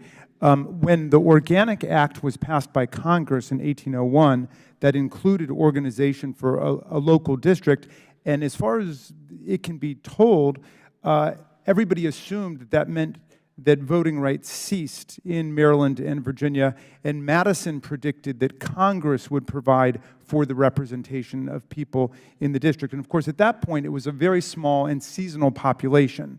So it kind of came and went, but there was an assumption that certainly Madison made that there would be no large population that would ever be disenfranchised. I yield back. Thank you for taking my follow through on my thought here on our territories. You know, obviously Puerto Rico being the big one, but American Samoa, Guam. You know, they don't have senatorial representation. They have similar what we have here. So, you know, should they be held different than D.C.? Can you well, if I understand you correctly, voting for members of Congress is a function of living in a state, and the district was never a state. And that's, I think, the essence of the matter. Okay. So, and the Founding Fathers were... After all, you can't have two senators from a district. You don't... That's a good point. I'm glad you made that. But I think also, you know, the overriding issue here for our Founding Fathers was to make sure that the federal capital wasn't part of a state because of the conflict. So that's... I think you're right about that. And it would take a constitutional amendment to make any change. There's no doubt about that, at least in my mind, and you concur, right? Yeah. Yield back on our time. Thank you very much, Mr. Gibbs. I appreciate that you raised the notion of the territories. It should be noted for the record that the territories don't pay federal income taxes, and the district is #1 per capita in federal income taxes. Ms. Maloney. Thank the chair lady for yielding and for your extraordinary leadership, I would say, on this issue for years, and I thank all the panelists. The admissions clause of the Constitution gives Congress the authority to admit states. Every state has been admitted into the Union by simple legislation, correct, Madam Mayor? That's correct. Except for the first 13. Yes. So the admissions clause prohibits a state from being carved out of another state without that state's consent. D.C. consists of land ceded by Maryland to the federal government, as the congressman pointed out. Some argue that Maryland's consent is necessary for the admission of the state of Washington, D.C., because the new state would consist of Maryland land. The Maryland statute that ceded the land to the federal government appears to be an unconditional or absolute decision. It says the land shall be, and I'm quoting, forever ceded and relinquished to the Congress and government of the United States in full and absolute right and exclusive jurisdiction, end quote. So I would like to ask the mayor and Mr. Thomas and anyone else who'd like to comment, have there ever been, to your knowledge, any challenges to the authority of Congress to admit states by simple legislation? Not that I'm aware of. Mm-hmm. Not that I'm aware of. Anybody? Not that I'm aware of. So we don't know that it's always been. So I'd like to thank you for that answer, because that certainly builds the case. But I'd like to ask Mr. Thompson, for Maryland's consent to be required, the land is ceded to the federal government, still would have to be Maryland land. Does the text or legislative history of the Maryland statute that ceded the land or Maryland property law generally indicate the land is Maryland land, whether through an implied interest or otherwise? So the law that ratified the secession of the Maryland land does contain language indicating that full title forever will pass to the United States. the concern that has sometimes been expressed is it says, for purposes of Article 1, pursuant to the purposes of Article 1, Section 8, which could imply for purposes of the District of Columbia.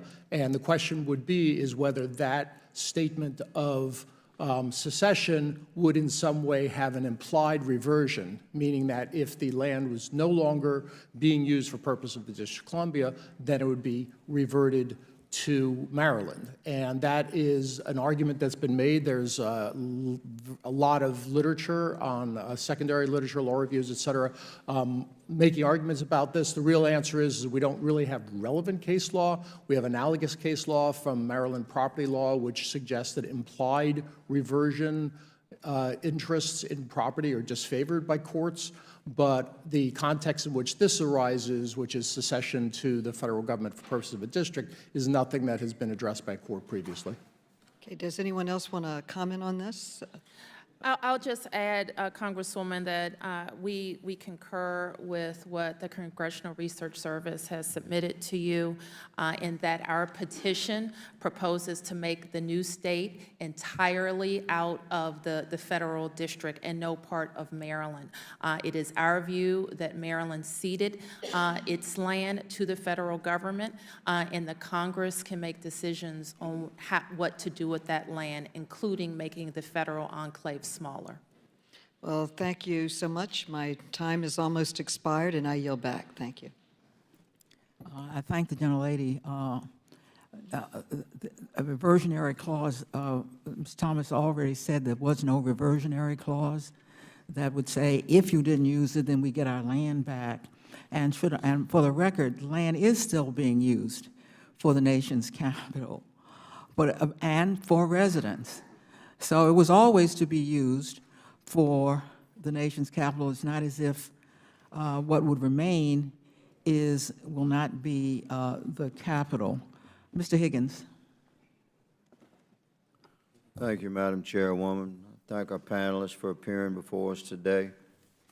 I speak to my veteran brothers and sisters, since I was addressed earlier, that the question before us today should be strictly constitutional. Our oath as veterans was to our Constitution, not to a party or race or creed or color or ideology, certainly not to party affiliation or status upon the economic strata, culture, heritage. The debate before us today is strictly constitutional, as was our oath. And this is the tone that this body should embrace as we consider this question of the statehood of the District of Columbia. And may I say that I believe that if this effort was sincere by my colleagues amongst this august body, then there would be an introduction to repeal the 23rd Amendment and to introduce the 28th Amendment. Because by my understanding and interpretation of many scholars, in order for the District of Columbia, which is our nation's capital, set aside from land ceded by 2 states, this would require a constitutional amendment. Mr. Thomas, you're obviously a very learned fellow. Thank you for your service to this Congress, for the years that you have studied our Constitution and its complexities. I'd like to clarify, is it your actual opinion that a new sovereign state of our representative republic can be formed by simple legislative action under Article 1, a new sovereign state formed originally of land ceded by Virginia and Maryland, a new sovereign state formed without the consent of the citizens of Maryland and Virginia, a new sovereign state established by a single legislative bill, absent the repeal of the 23rd Amendment and absence of the presence, the introduction of a 28th Amendment.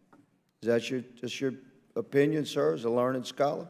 Congressman, I'd like to answer, I believe there are two separate questions in there. The first does go to the question of whether or not Maryland contains a reversionary interest in the property. And as I suggested, there is analogous case law, but certainly not case law that goes to this particular situation. So I think it would be a novel constitutional issue whether or not the Maryland reversion existed, in which case it would be then when you would move to the next question of whether or not Maryland was going to provide permission to, or is going to retrocede whatever, or would cede to the federal government whatever reversionary interest they had.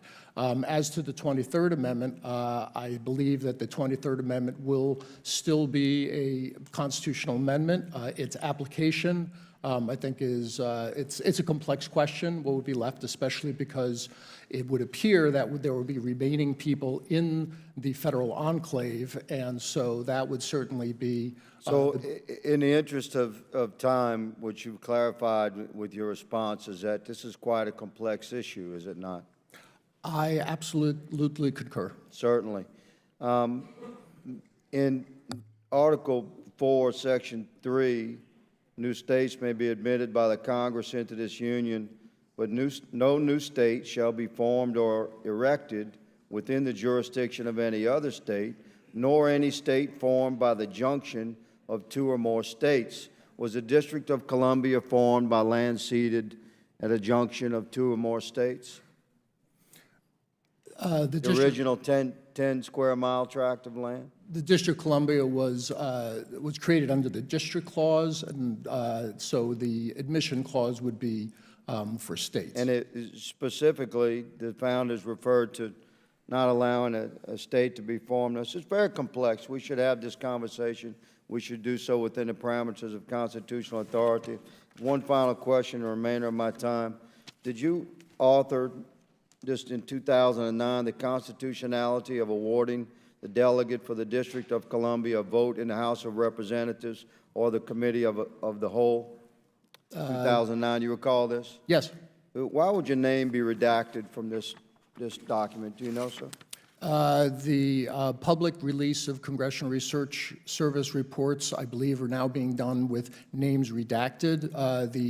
Thank you, sir. Oh, sorry. Reclaiming my time, Madam Chairman. I'd like to offer this for the record. And if I may, in the conclusion paragraph, you wrote, sir, in sum, it is difficult to identify either constitutional text or existing case law which would directly support the allocation by Congress of the power to vote in the full House in the district for the District of Columbia delegate. You go on to conclude that congressional power over the District of Columbia does not represent a sufficient power to grant congressional representation. These are your own words. Do you think congressional representation is less significant or more significant than the actual formation of a 51st state? I'll let you answer and I yield.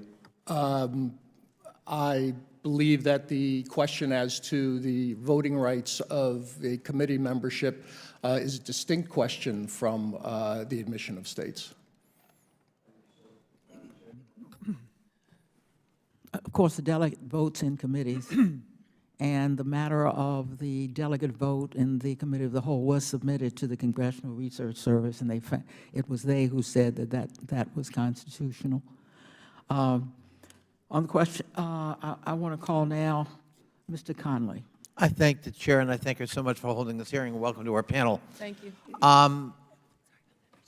You know, as a student of history, one of my great heroes in American history is Abraham Lincoln, because he grew. He grew as a person in understanding the complexities about race and the interrelationships among the Union members. I fear that the party of Lincoln that led us in the 13th and 14th and 15th Amendments, that won the Civil War, is increasingly sounding like the party of Stonewall Jackson and Jefferson Davis. When they say it's not about race or partisanship, you can be sure it's about race and partisanship. And that's tragic. not only for you, but for the country.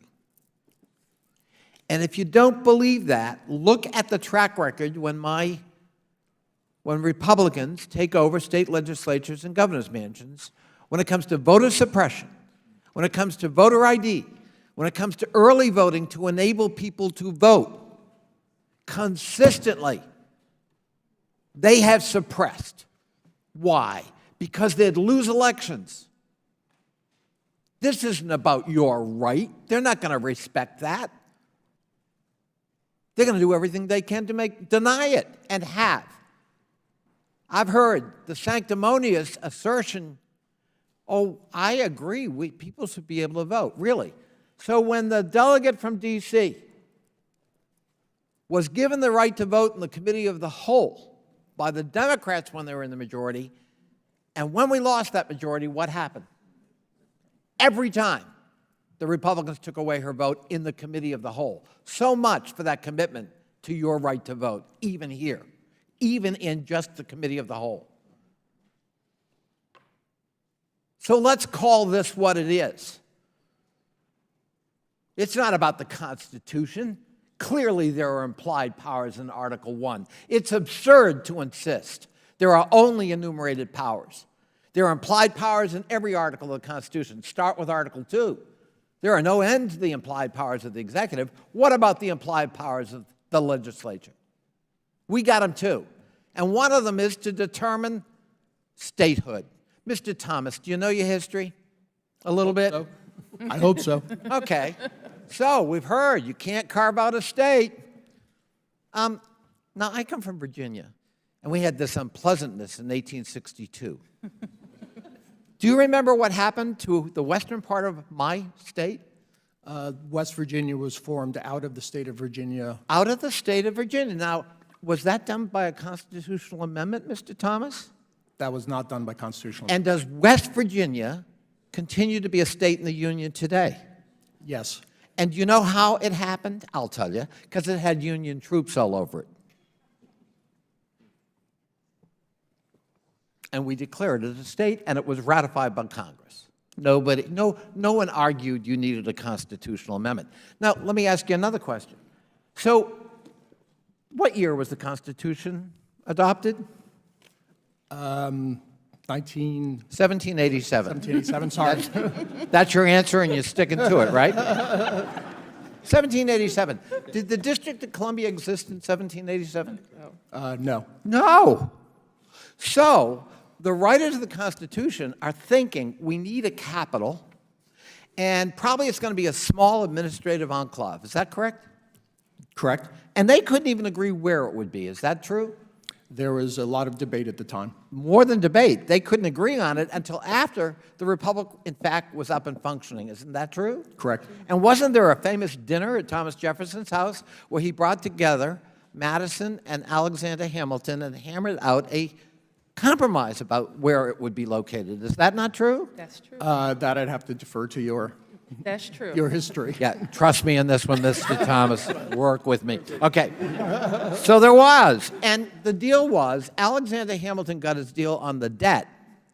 The federal government would take on the debt of the states from the Revolutionary War, and Madison, Washington, and Jefferson would get their capital, which they wanted in the Potomac.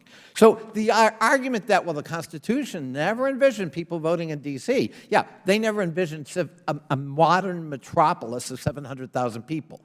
And had they, I know Madison would be the first to line up and give you the vote, not as a privilege, not because you fought for the country, but because as Americans, it's your right.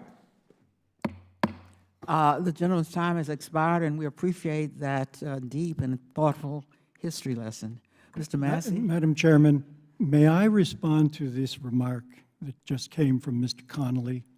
Madam Chairman, if the gentleman from Cato wants to respond, and certainly he's free, I want to, two things. Who's asking to respond? He's not designated to speak ex cathedra about the Constitution of the United States, and I want the right to respond. The gentleman's time has expired. It may have, but Mr. Pollan has no right to time either, Well, and I would appeal to the chair to be able to respond to his comment. I'm sorry, Mr. Pollan.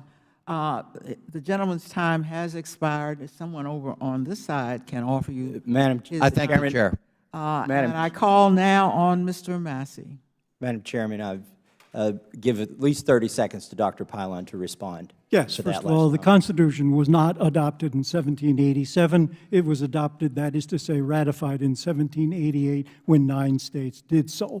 More importantly, you allege that this is all about race and partisanship. I grant there are partisan elements to that.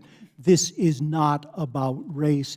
I urge you, I request that you withdraw that charge. It's never. Claiming. It is about race and reclaiming my partisanship. time. Reclaiming my time. Gentlemen. Madam, can I have that time?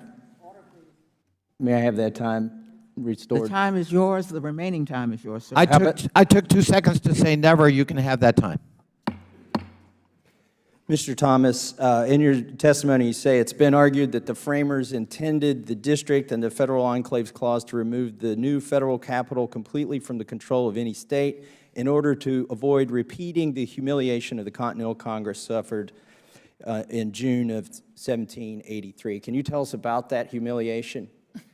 The Philadelphia Revolt of 1783 occurred when I believe there were 80 Revolutionary War soldiers who had not been paid and were attempting to make a petition to the members who were meeting in Philadelphia. What happened to him? There was essentially feeling that there was threatening behavior and that the state would not step in to prevent the protect the congressman. So the congressman had to leave and reconvene in I believe Princeton, New Jersey. So was this in the framers' mind, being when they framed the Constitution? Yes. Okay. So I want to, if it's possible, to bring up the map of the proposed federal enclave. Is the minority able to do this? Majority? Can we? Okay.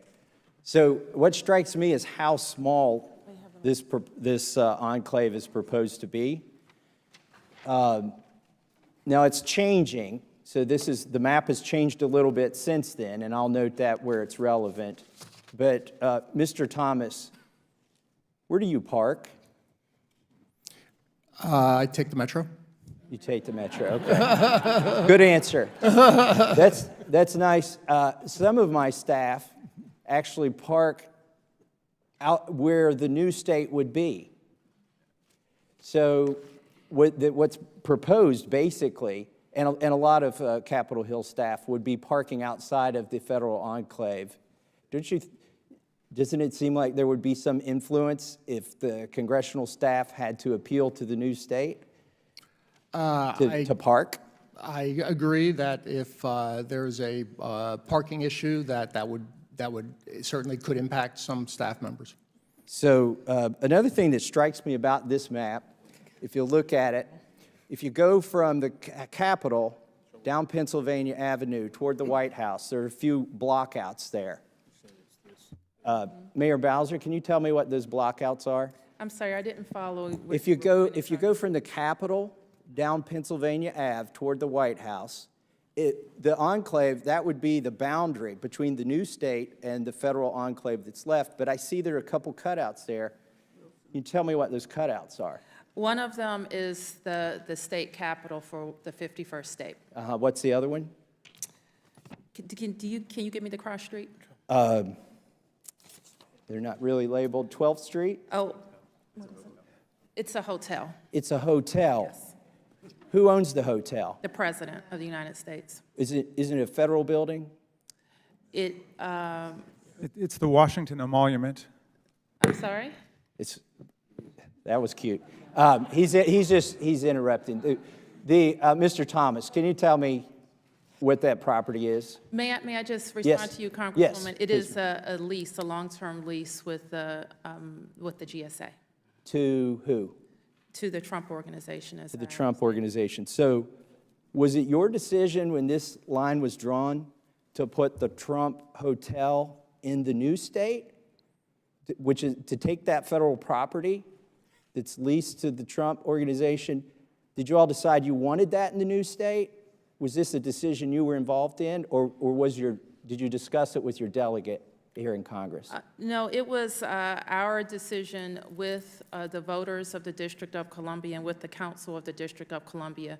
We work with our planning agency to identify the federal uses, federal buildings, and to identify all of the places where voters live, where DC residents are. And we were very careful to include the White House, the Congress, all of our monuments, all of our free museums. In the enclave. In the enclave. But you wanted to make sure that Trump Hotel was in your new state. Well, it's being treated like all of the other hotels, sir. But are all the other hotels federal property? There's federal, there will continue to be federal property in the 51st state, just like there's federal property in Virginia, there's federal property in Maryland, there are federal properties throughout the 50 states. I just find it very interesting and remarkable that this would be a straight line and that is a federal property, but somebody decided they wanted the Trump Hotel in the new state. And I yield back the balance of my time. Well, the Trump Hotel, sir, is not a government, it does not have a government use. It has a completely commercial use. Who owns it? The federal government owns it, just like the federal government owns properties throughout the state. Will the gentleman yield? Let me make sure my time doesn't run out because another gentleman took some of it. Let me just say very quickly, this is the ridiculousness you get into when you try to draw a federal city into a teacup, is that the parking, the police that would be in this federal city can't even park there. The workers can't even park there. And that's the ridiculousness that you get into. And then you also get into these things like, well, it's federal property, but because Trump owns the hotel, we'd like to have that in the tax base in our state. I yield back. Well, all the hotels are included, sir. None of the hotels are excluded. I don't know why we would treat the president's Federal hotel property. differently. It's federal property. I note that the gentleman received an extra minute. I now recognize Mr. Raskin. Thank you, Madam Chair. The United States is the only democratic nation on earth which disenfranchises the residents of the capital city in its national legislature. We spend hundreds of millions of dollars promoting democracy around the world. We have never been able to sell to any other country, and I don't even know if we try, the idea of disenfranchising hundreds of thousands of people who happen to live near the national parliament. Union and liberty, this was the cry of Abraham Lincoln and the Republicans in the 19th century. It's the cry of the people of Washington, D.C. today, who want to join the Union on the basis of equal citizenship and full voting rights. And they want equal liberty. That is the question, whether the government is going to stand with them or stand in their way. The only way that we have admitted new states to the Union is through Congress. We started with 13 states. We added 37 new states, all under Article 4, Section 3, which says new states may be admitted by the Congress into the Union. There's never been a state admitted by constitutional amendment.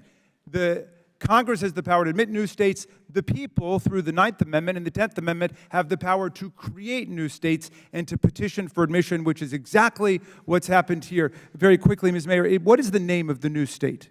Washington, D.C., Douglas Commonwealth. Douglas Commonwealth. Okay. Now, I looked over the last couple of days at some of the arguments that have been made against other statehood admissions in the past because it is indeed a political question. There's no doubt that people try to conscript constitutional arguments in the service of opposition to other people's equality, but fundamentally it's a political question because Congress has to vote on it. So here's some of the things I found. Well, it was said on the floor of Congress, Hawaii and Alaska could not be admitted because they were not contiguous to America. There were very serious arguments made about how they couldn't be admitted for that reason. Texas, my good friend from Texas will be interested to know, was the subject of a long campaign saying it could not be admitted because it was a foreign government. It was its own republic, and therefore could not be admitted because it wasn't a territory.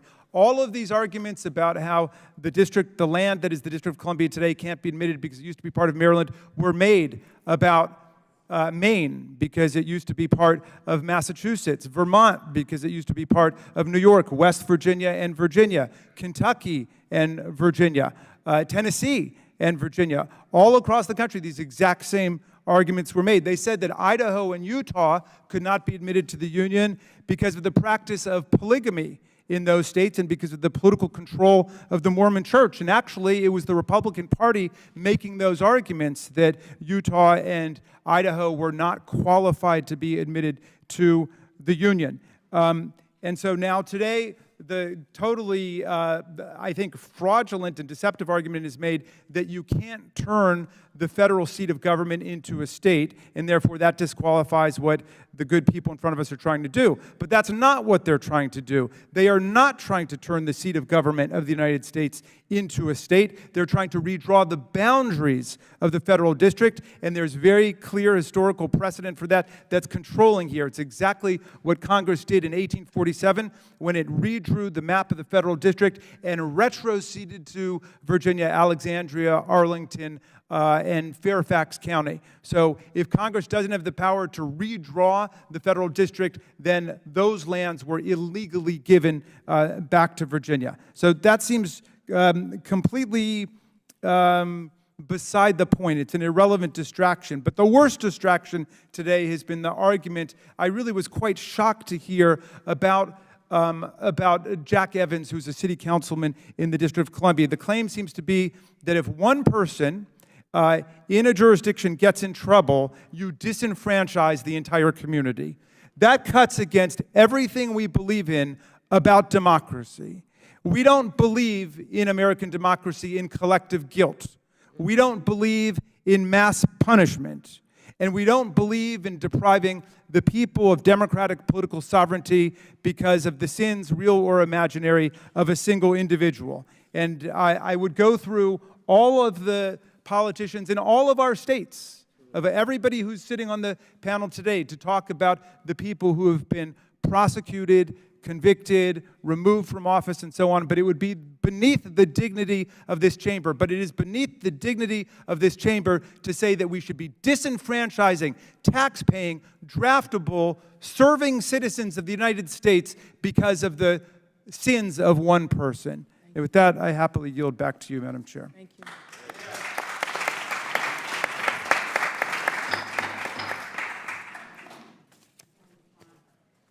Has expired. I note that the gentleman is a distinguished constitutional professor and scholar, and appreciate how he filled that matter in our record. Mr. Grothman. Thank you. I'm going to go a little bit maybe off topic here, but that's because I think some of the witnesses were going off topic before. Did I hear you right, Mr. DeWitt? You plan on introducing sports gaming in the District of Columbia? Congressman, sports gaming is law in the District of Columbia and has been for several months. Okay. I guess it was brought up because they felt it was a sign of fiscal responsibility or something. Right now, I notice the District of Columbia, their school district, already spends the second highest amount per pupil in the country. So it's hard to imagine one saying the District of Columbia needs more tax revenue. I have always kind of been an opponent of more gaming. I know gaming takes away from people. It takes advantage of a weakness. I know there are some states intermittently who dive all in because they're so big government-like, or they want to give their employees a raise or whatnot. But I was just very disappointed that the District of Columbia, which should be almost the easiest district, easiest city in the country to manage, because you have so many government jobs here. It's not like you're a city like I was born in, where you can have, manufacturing jobs disappear and real challenges happen. I'll just say that another congressman apparently felt this was a sign you had your act together. I'd like to say that I thought it was very sad that the nation's capital, which is already spending so much money, so you can't imagine they need more money, would decide to go down the route of legalized gaming, which almost by definition takes advantage of the financially illiterate, to further grow your government. I don't think that's something I'd brag about, and I hope you spend some time, or the mayor spends some time looking at disproportionately who loses money when a government decides to grab more money on gaming. Now, Congressman, can I speak to that? Sure. As the chairman of the legislature, which adopted the legislation to permit this, I share many of your views with regard to concern about whether gambling disproportionately hurts poor people. But what we're seeing, first of all, we've had a lottery in the district, a state-run lottery, for decades.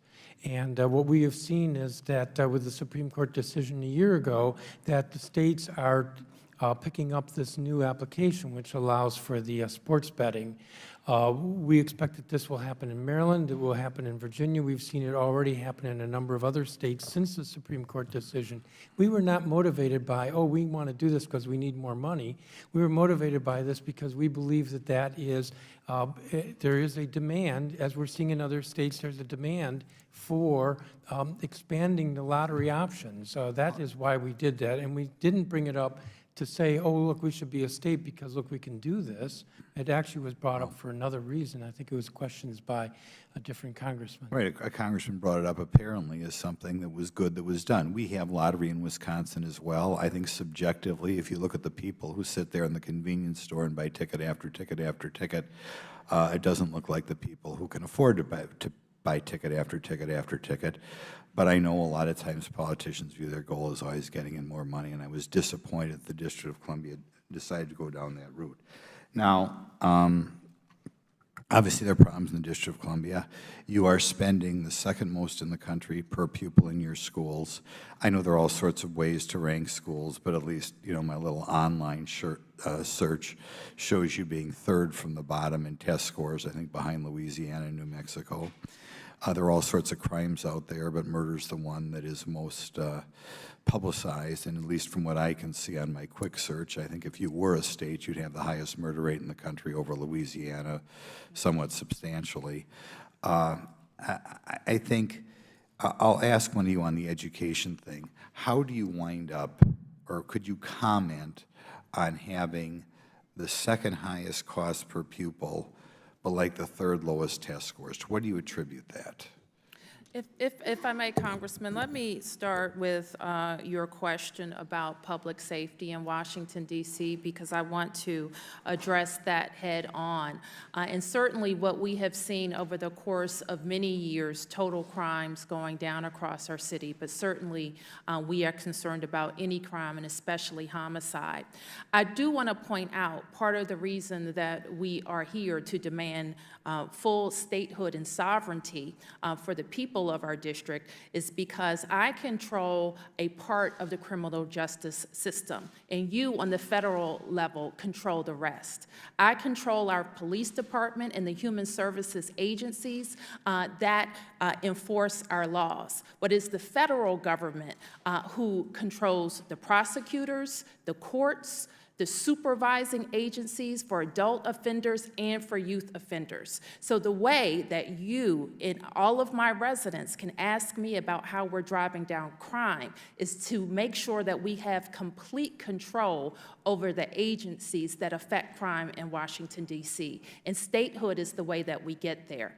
As for our schools, we are proud of the progress that we have made in our schools and the intense investment that we have made over the last 10 years. And what we have seen, I just announced test scores. We're one of the few states in the country that hold ourselves to a very high level of testing with a PARCC exam that demonstrates if a student is not only doing well in school, but if they will be ready for college and career when they graduate. And for 4 straight years, we have seen increases in those data across the board for children that are at risk, from children who have disabilities, and with our African-American children. And those investments turn around urban school districts, and we're very proud of that.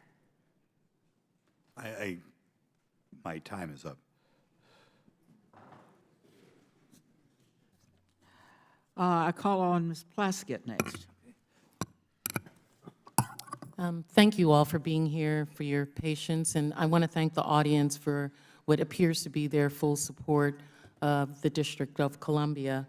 I am one of the co-sponsors of the DC statehood bill, and I find it very interesting, this discussion about constitutionality. I consider myself a strict constructionist. I'm one of probably the few on my side of the aisle that would consider themselves a strict constructionist. And I believe that the strict construction of the Constitution would allow a path for Congress to be able to make this determination. But I know there's been a lot of discussion about the fiscal responsibility of the District of Columbia. I feel that quite a number of members are hung up on that. I won't get into the fact that people were more concerned about parking than they were about the rights of citizens to be able to make their own determination. That's flabbergasting to me. But as a result, in 1995, Congress passed legislation establishing a financial board in the 1990s. This board did its work and didn't solve all of DC's financial problems, and in 1997, Congress passed the Revitalization Act, which transferred the cost of several government functions from DC to the federal government, established a federal tax incentive to encourage businesses.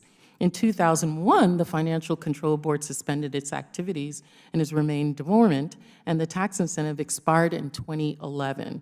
The independent chief financial officers and the Revitalization Act remain in place.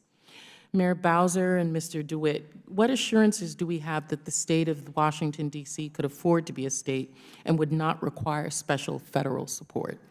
Thank you for that question, Congresswoman, and thank you for pointing out some of the constitutional questions that have been raised. And I do want to answer your question directly. You heard the Chief Financial Officer say that we operate a $15.5 billion government, that we're less reliant on federal investments than many other states, and that we have balanced our budget 24 times in 24 years. You've also heard our testimony that our new state constitution codifies all of those best practices that have allowed us to transform the economy of the District of Columbia. It includes an independent chief financial officer, and it includes limits on our capital borrowing, and it includes a requirement to have a balanced budget. We also know that our economy has continued to diversify. It could have been said 20, 25 years ago that we were more reliant on the federal government and federal workers, for example. What we have seen over that period of time is more private sector growth in our jurisdiction, especially in tech and health and education. We have also had a tremendous increase in the number of people who are living in the District of Columbia. And we are expected, now we're at 702,000, we think that we will be at 1 million residents by 2045. So with that growth of private sector activity, with residents, and with our already strong practices, we know that we can sustain our new state. Thank you. Mr. DeWitt, Moody's Investor Services rates DC's general obligation bonds AAA, which is the higher rating than 35 states. DC's high ratings may in part reflect an implicit federal guarantee of repayment. How would the rating agencies assess the creditworthiness of DC should it become a state? They actually don't take in the federal contributions in that AAA rating. It reflects that we're by ourselves. Actually, one of the rating agencies, Fitch, which is we're at AA plus, one from AAA. Their comments to us is you would need to be a state before we could make you AAA because worried about the interference that Congress could have on your financial situation. That's a literal discussion we had with them at our last rating meeting. So that actually is not an issue in the AAA rating. They see us as AAA because of our best practices, our fully funded pensions, our reserve levels, our best practices on capital. That's why we got moved to AAA by Moody's. Thank you. And I just want to say in closing, thank you for spending the amount of money that you do on your children. Thank you. I'm glad to see that that's where most of the money goes, towards your future, towards your young people, as opposed to other places that would maybe expend money other ways. And I do see that the ratings and the educational level here in the District of Columbia, sustaining so many other things is moving up, and I'm grateful for that work that you all have committed yourselves to, the council, the mayor, and all of you. I'm your chancellor. And as a Virgin Islander, someone who will not be a state at any point in time, I commend you for this effort to continue. And as someone who resides in the place where Alexander Hamilton wrote the Constitution, Gentlelady's we time has stand with you. expired. Mr. Jordan? Thank you, Madam Chair. If I could go back to the map that Mr. Massey had up, and we could put that back on the screen, I'd appreciate it. But while we're doing that, if I could, Mr. Mendelson, you're chairman of the council, is that right? Correct. And in your opening statement, I think you said, joining me in this room are other council members. And I believe you listed off the names. You said council members Allen, Bonds, Gray, Grosso, Duffy, Nadeau, excuse me if I pronounced that wrong, I apologize, Silverman, Todd, Robert White, Trayon White. Is that right? Correct. You said they're all in attendance today? They were when I came in. They were I when you haven't started, looked when you made your behind comment? me. They look like they're all still Oh, they look here. like they're all still here. Well, we appreciate them being here. Are there any members of the council who aren't here? There are a couple who aren't here. Do you know who aren't, who those Well, I individuals- didn't mention, I didn't see them come in, Councilmember Mary Che from Ward 3 and Councilmember Jack Evans. So Mr. Evans is not here. I don't believe so. The guy we wanted to be here didn't come. Okay. Well, I don't know about requests that you may have made. No, I know, but we had a little discussion about that earlier on. I'm just wondering, do the two members who aren't here, do they support DC statehood? Yes. They definitely do. The council is unanimous in its view that, of supporting. So Mr. Evans' absence has nothing to do with the issue that's being discussed. He's in full support of what you are all here advocating for. I can't speak to why he's not here. Understand, but you But can don't we- speak. You can speak to the fact that he is not opposed. He supports DC statehood, right? Correct. We had the Constitution before us a couple years ago, and he voted for the council. Okay, The council okay. was unanimous in that. Yeah. So one should not read into absence. I'm not reading into it. You're the one who read into the record the members of council who were here. I was just pointing out that there are a couple who aren't, and one of those is the guy we've been trying to get a transcribed interview with, and the guy we asked to be a witness at hearings this week, and the guy we've asked the chair and the committee to subpoena. That's all I'm pointing out, and because you're the one who raised the number of members who was here. Sure. If we look at the map now, I think it's interesting, back to where Mr. Massey was, and let's start here. Maybe we'll just stick with you, Mr. Mendelson, since we got such a great little discussion going here. We'll start with the Capitol, and as you head down Pennsylvania Avenue towards the White House, we have the Federal Trade Commission. So let's talk about what's in the enclave. We have the Federal Trade Commission, we have the National Archives, we then have the Department of Justice, then we have the first little carve-out. You follow me? Each block as we go? Yes, that's the old post office building. Right, that's the post office building. Some would say it's the Trump Hotel, but it's a post office building owned and operated by the federal government, or owned by the federal government, administrated through the GSA. The next is the Reagan Building, right? Correct. Right, okay. And then the next carve-out, I think the mayor said, is where your capital is going to be, if in fact this would all happen. Is that accurate, Mr. Mendelson? Correct. Okay. Now, go back to the Department of Justice right before the carve-out. Across the street is the FBI building. Is that right? Correct. And that's in the state. Correct. Which is fine, and the mayor indicated that, there are all kinds of states that have federal buildings and bases and different things, so that's not unusual. But it is kind of interesting that you didn't keep it in the federal government. You kept the Department of Justice in. The federal FBI is part of the Department of Justice. It's literally right across the state, or right across the line, Pennsylvania Avenue, but it's in the state, and the Department of Justice is not. Was there a reason why you didn't do another carve-out on the other side to keep the FBI with the agency that it's a part of, the Department of Justice? Well, there are a couple of reasons. One is that we could do a lot of carve-outs, and the more carve-outs we do, the more complicated the boundary is, and that's not a good thing. And the other is that... So let me interrupt you for a second. Well, the old If post you- office is a hotel, so it's a commercial enterprise. So it's literally because you wanted the money. You wanted the revenue? That's a kind of a crass way to put it, but yeah, Well, you're the one who said it was a commercial enterprise. I did. didn't. I did. Okay. But you kept the FBI building in the state, even though the Justice Department's in the enclave, and the FBI building is literally right across the street. Yeah, as we're talking, I'm remembering that I believe at the time this was drawn, there was a proposal that GSA was looking for bids to actually privatize the FBI site. Interesting. Okay. I just think it's interesting. You're going right straight down Pennsylvania Avenue. I understand the carve-out if that's where you're going to put the Capitol. I don't understand the carve-out for the Trump Hotel, but obviously this is the map, and this is what you're proposing. This is what I assume that will be voted on at some point on the floor of the House. Dr. Palan, for my remaining 15 seconds, just for emphasis, will the U.S. Senate, in your judgment, will it support this legislation if it gets to them? Will what? Will the U.S. Senate support this legislation if it passes the House and goes to the Senate? Not remotely. Will the President sign it if it gets to him? I have no idea what the president will do. I doubt if he will. I doubt if he will. And last question, if I could, Madam Chair. And so ultimately, this will end up, if in fact it would get all the way through, it's still going to end up in front of the United States Supreme Court. Yes. Yeah. And that is one of the buildings that they kept in the enclave, just might add. All right, with that, Madam Chair, I yield back.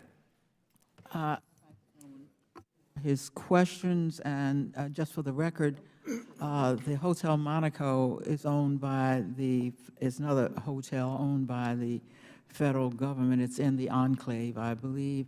And I do want to, I'm sorry, it's in the state. Yep. I do want to assure, since the ranking member raised the question about the council member who isn't here, that he will get an opportunity to learn more about the Metro hearing, which is the source of his concern, and it's a legitimate source because the Metro hearing will have to do more than with the District of Columbia as the statehood does. So we will make sure that he gets the opportunity to raise all of those questions at that time. Madam Chair, could I ask, do you know who the witnesses are going to be for that hearing yet? They haven't been given to me yet. Okay. Thank you, Madam Chair. Next, Ms. Presley. Today is truly a historic day for Congress, for this committee, for the people of Washington, D.C., and for our democracy. And I want to give credit where credit is due, send some shine to my sister in service, Eleanor Holmes Norton, who has been a stalwart fighter and champion for over 2 decades. And I am so very proud to serve on this committee alongside her, to take up the fight for the rights of workers, families, and the American people. And I also want to give up power to the people. Thank you. And just thank those who have labored in love, foot soldiers who have organized and mobilized and raised your voices time and time again, and that is why we are here today. Today's hearing is an opportunity for those of us on this committee eager to upend some of this nation's greatest injustices: the denial of a vote in Congress, the denial of a say in matters of war and peace, the denial of self-governance and self-determination, the denial of full participation in a representative democracy. For too long, we have both accepted and perpetuated a fundamentally flawed system, one that allows you to fight in a war but gives you no say in when to end it, a system where you are a citizen but not guaranteed the full rights of that citizenship, a system which mandates you pay your fair share in taxes but limits the power for you to decide how those tax dollars are used. For the people of D.C., taxation without representation is more than just a catchy hashtag or a bumper sticker slogan or a hallmark of our storied past. It is a harsh reality that leaves too many people at the margins of this great, albeit unjust, society. Full representation in D.C. is about more than full democracy in D.C. It's about living up to our ideals as a nation. It's about creating a more fair and just democracy for all of America. We are in a pivotal moment when the stakes of this nation are high.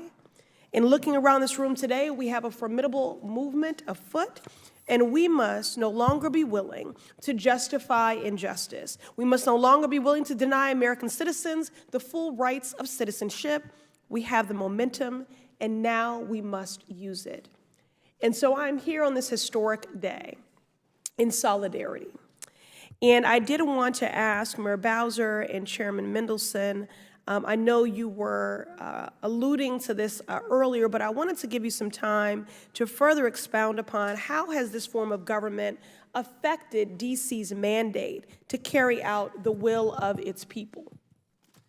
Thank you, Congresswoman, and thank you for being with us today.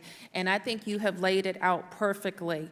The first harm to the district is that to residents of Washington, D.C., is that our Congresswoman doesn't have a vote and we do not have 2 senators.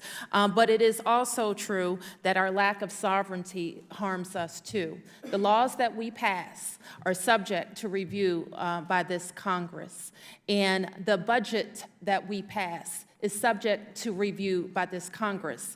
Our very existence could be wiped away by the whim of the Congress. And so that lack of sovereignty and forever self-determination renders us unequal to our fellow Americans. And that is what we are here to talk about. I might also add, Congresswoman, a number of folks have mentioned that the 23rd Amendment prohibits us from becoming a state. And it has already been opined in this great Capitol in an earlier hearing by constitutional law professor Viet Din that the 23rd Amendment will not prevent this Congress from voting on the D.C. Admissions Act. Furthermore, the committee staff has already reported to you, in addition to what H.R. 51 lays out as a way to deal with the 23rd Amendment, that the 23rd Amendment in itself is not self-effectuating, that it takes an act of this Congress to effectuate the 23rd Amendment. Legislation was passed 6 months after the 23rd Amendment went into effect. And this Congress will have to vote on our legislation, but could certainly also render another piece of legislation that erases the effect of the 23rd Amendment in the district. If I may add to that, oftentimes we find that the legislation that we pass is subject to controversy over national issues here in Congress, and that would go away if we are a state. And I'll give you an example, and that is needle exchange. Needle exchange is a practice that has been used in many cities, many jurisdictions, to try to reduce the incidence, the spread of diseases like HIV among the addict population. It is a program that we've tried to have in the district for many years. Congress, because we are not a state, prohibited our implementing that program. And as a result, we have the highest incidence, or have had the highest incidence, of HIV/AIDS of any jurisdiction in the country. That's an example where, because we are not a state, because of Congress's ability to interfere with our programs and our laws, that we've seen a direct adverse effect on public health in the district. Thank you for the question. Thank you. Thank you. Woman's time has expired. Mr. Roy. Thank you, Madam Chairwoman. Appreciate all of you for your time here today and sharing your views on this important issue, and for the way you're answering questions here today. Question, Madam Mayor, do you support the Electoral College? It's the law of the land, sir. Do you think the Electoral College is good for the Republic? It's the law of the land, sir. Well, but you're seeking statehood with a great deal of passion. Yes. And I'm just curious, it's a genuine question, it's not a gotcha question or anything like that. I'm just curious if you think the Electoral College is important. Congressman, as Mayor of the District of Columbia, I swear an oath to protect and defend the Constitution of the United States. And as such, I support the laws of our land. Do you think the Electoral College would be beneficial to a hypothetical or, enacted district, or I should say state of Washington, D.C.? The 51st state? If Washington, D.C., as named, became a 51st state, would the Electoral College benefit that state? We would have the Electoral College votes that our population requires. Okay. Dr. Pylon, do you have any thoughts on that, about the importance of the Electoral College and statehood? The importance of the Electoral College is that it recognizes states as states. When the country was formed under the Constitution, the role of the states was crucial, and we see that in the very first sentence of the Constitution after the preamble. all legislative power herein granted shall be vested in a Congress, which shall consist of a Senate and a House of Representatives. That was the enumerated powers document that limited the power to the Congress. And then when you get to the 10th Amendment, you see that the powers not delegated to the United States by the Constitution nor prohibited by it to the states are reserved to the states Right. respectively. That's why it's important to preserve the role of the states. So, yeah, thanks, Dr. Pilon. I agree with that. And Mayor, the reason I brought that question up, right, is there's obviously a lot of debate these days about the Electoral College and its pros and its cons. I happen to be a supporter of the Electoral College. I think it's important in a recognition of the primacy and importance of states to our republic and to the Union. And so I find it with a bit of amusement, while I recognize a lot of my colleagues an impassioned desire to deal with the enfranchisement issue, the disenfranchisement question with respect to voting. I understand that. I would also just ask on that point, the population of the District of Columbia in 1800 what, about 14, 15,000? 1,800, I think it was less than that. Yes, ma'am, somewhere in that zip code or smaller. And then today, it's you guys are saying 700 and something thousand. We got a census coming up, but something like that? Yes. And so it just strikes me as noteworthy that people continue to move to the District of Columbia, recognizing the state of the state that we find ourselves in, not the statehood, but the existence of the District of Columbia as it is in our current framework, right? A district, a unique entity that was created because the founders wanted to have a separate entity. People move there, recognizing that, and they've got a choice. They can vote with their feet. They can move into Maryland. They move to Virginia. They could be in another location. That's fine. But would the gentleman yield? Give me 1 minute to finish, and then I would be delighted to yield. The other point that I'd like to make is the intertwined nature of the city with the federal government. And I think this would be a question maybe for Mr. DeWitt. I think revenue growth this year, and I was reading an article about the District of Columbia, is relatively flat for the District of Columbia this year.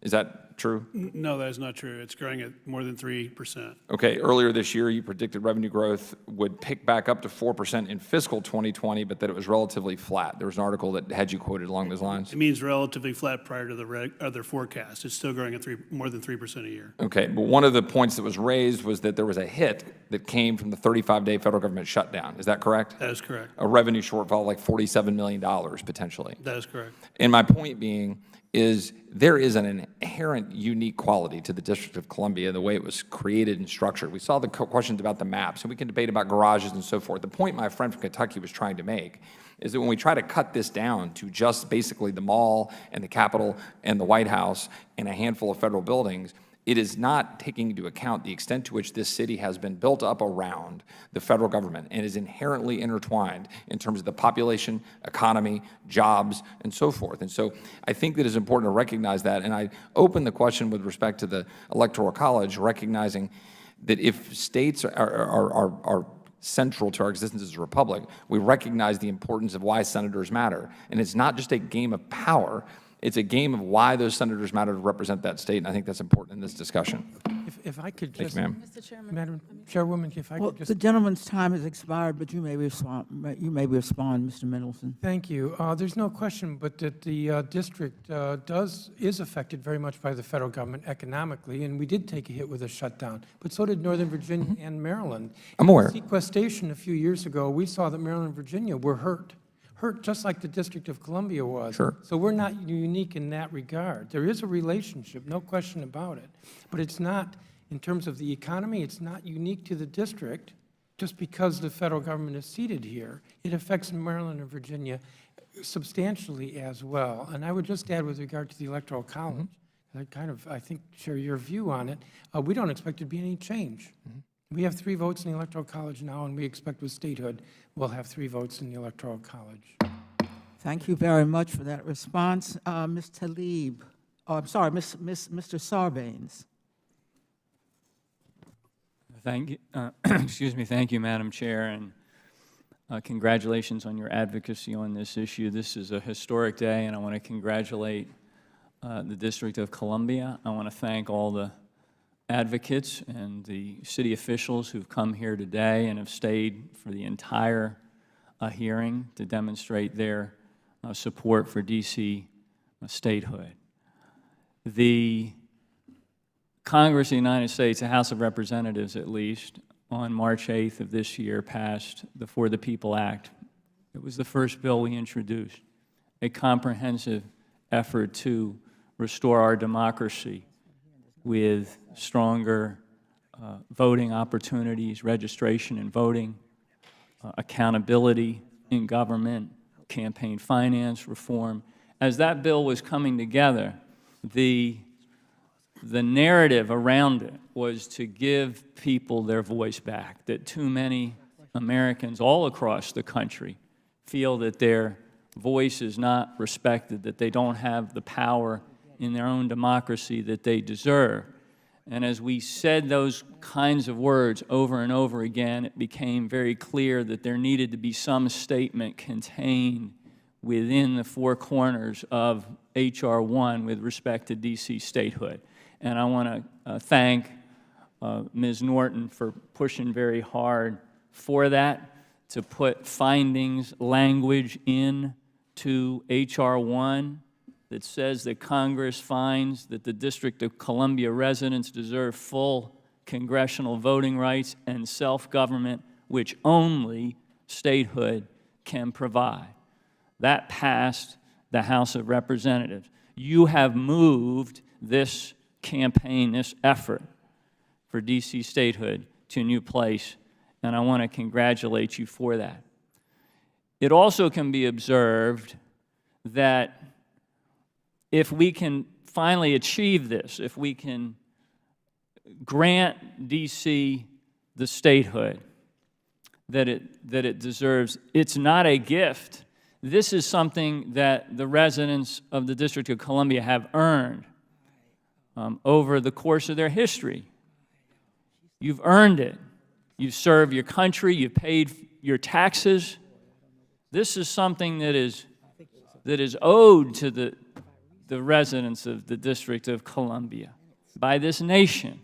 And that's why some of us feel so strongly about it. There's a path. This bill, H.R. 51, is the path.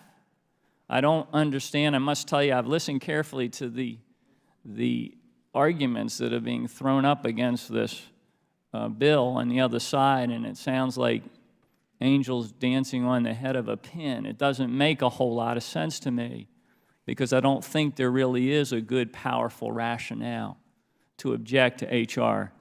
51. Mayor Bowser, you kind of answered the question I was going to ask you in response to Congresswoman Presley.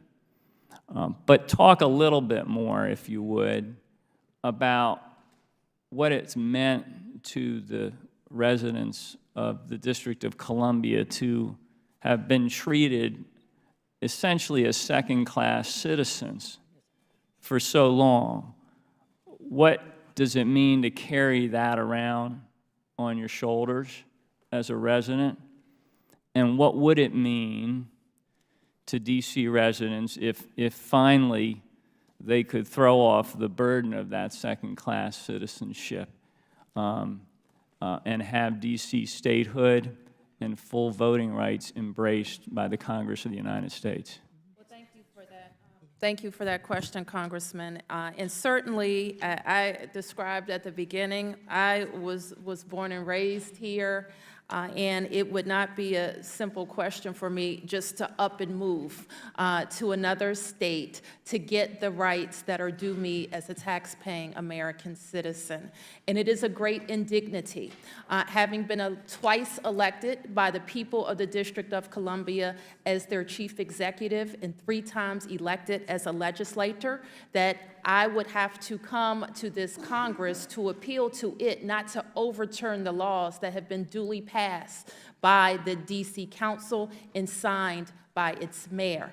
It is a great indignity when great questions affecting this country, we have nobody to call in the Senate to speak for us. When there is a great debate about who sits on the Supreme Court, for example, who will decide how we have health care, how women will be able to exercise their rights, we have no voice. We have no one to call to speak for us. yet we pay more taxes per capita than any state. Yet we pay more taxes than 22 states. This Congress has the authority, the full constitutional power to correct this problem of our democracy and this political issue. It squarely lies in the hands of the Congress to fix. Thank you. I yield back. I thank the gentleman. Mr. Lieb? Thank you, Madam Chair. Mayor Bowser, is it true that you hung flags with 51 stars all over your city? Thank you, Congressman. And I'm glad you asked me that, because we revere our flag. And we think it's more perfect when every tax-paying American is represented on that flag. Absolutely. I would love one. Yes, you've got it. I would love to hang it outside of my office. One of my mentors said, you know, you got to put it out there. You got to claim it, Rashida, and it will happen. So I appreciate your leadership and your courage and showing and having people sense what the possibility could be. Absolutely. And I apologize if this is redundant or if folks covered this, but, you know, it's important to say, you know, one of the things that we constantly talk about is no taxation without representation was one of the rallying cries of the American Revolution. And the full phrase was, taxation without representation is tyranny. Yes. One of the grievances included in the Declaration of Independence was imposing taxes on us without our consent. More than 200 years later, tyranny in the form of taxation without representation remains in the District of Columbia. D.C. residents pay full federal taxes but have no vote on federal laws that govern them, and Congress has the final say on all D.C. laws. D.C. paid more than $28 billion in federal taxes in fiscal year 2018. The last two states admitted to the Union, Alaska and Hawaii, paid approximately $15 billion combined in 2018. So, Mr. DeWitt, D.C. pays more than how many other states in federal taxes? In terms of the per capita, we are the highest. How much does D.C. pay in federal taxes where does D.C. rank compared to states in federal taxes paid per capita? You said the highest out of all of them. Yes. How much does the state that pays the highest federal tax per capita, how much does the state that pays the highest federal tax per capita, what's the second? So we pay, we remit to the IRS about $28 billion, as you said. We get about a little less than $4 billion from the federal government. Even when you look at it on the individual income tax filing, we file $6 billion and we get $4 billion. So no matter how you look at it, we pay more taxes than we get in benefits from the federal. So I read that more than double, this is double what the next highest state pays in federal taxes. That's what I was trying to get to. Yet that they're deprived of having their elected officials vote in Congress, one of the most fundamental principles underlining our Constitution. And anybody that knows me knows I uphold the Constitution as much as I can. I put my country first by doing that. And I feel in many ways, all the residents of the Washington, D.C. area and District of Columbia are being denied access to that representation. I have to ask you, Mr. Miller, thank you. Thank you so much for your 28 years of service in the military and serving our country. As a D.C. resident, do you believe these same members of Congress who oppose D.C. statehood are denying you representation, a cornerstone of your democracy, which they thank you for safeguarding? Well, thank you for that, Congresswoman. Yes, absolutely. I think you can see as you came in the passion of that. We had a lot of D.C. veterans out there today. That's why I called them patriots, because they weren't just veterans, they were passionate veterans, patriots.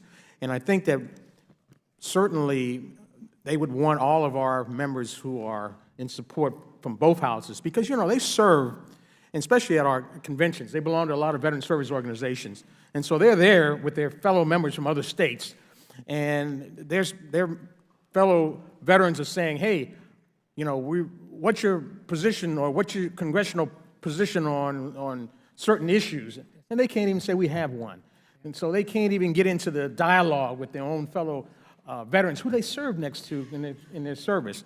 And so I think that it's very necessary that both houses get together and stand up, like I said, like we have stood up for them. And thank you, Mr. Miller. And I want folks to know, What I learned growing up in the city of Detroit is that transformative change doesn't happen because it starts in the halls of Congress. It happens because of movement work, the things that happen in the streets, grassroots movement work, like I've seen. The first day I got here, people asked me, will you help us? Will you help us get representation? Will you help us get access to have a member of Congress vote on our behalf? And I want you to know it will happen the more you all demand it. So I really appreciate your courage, all of you, in pushing this forward, and I thank you, and I look forward to voting for this. Will the gentlelady yield? Yes, I will yield my time. The argument has been made, Madam Chair, that people are moving to Washington, D.C., knowing that they will be disenfranchised, but they're not moving to Washington, D.C. in order to become disenfranchised.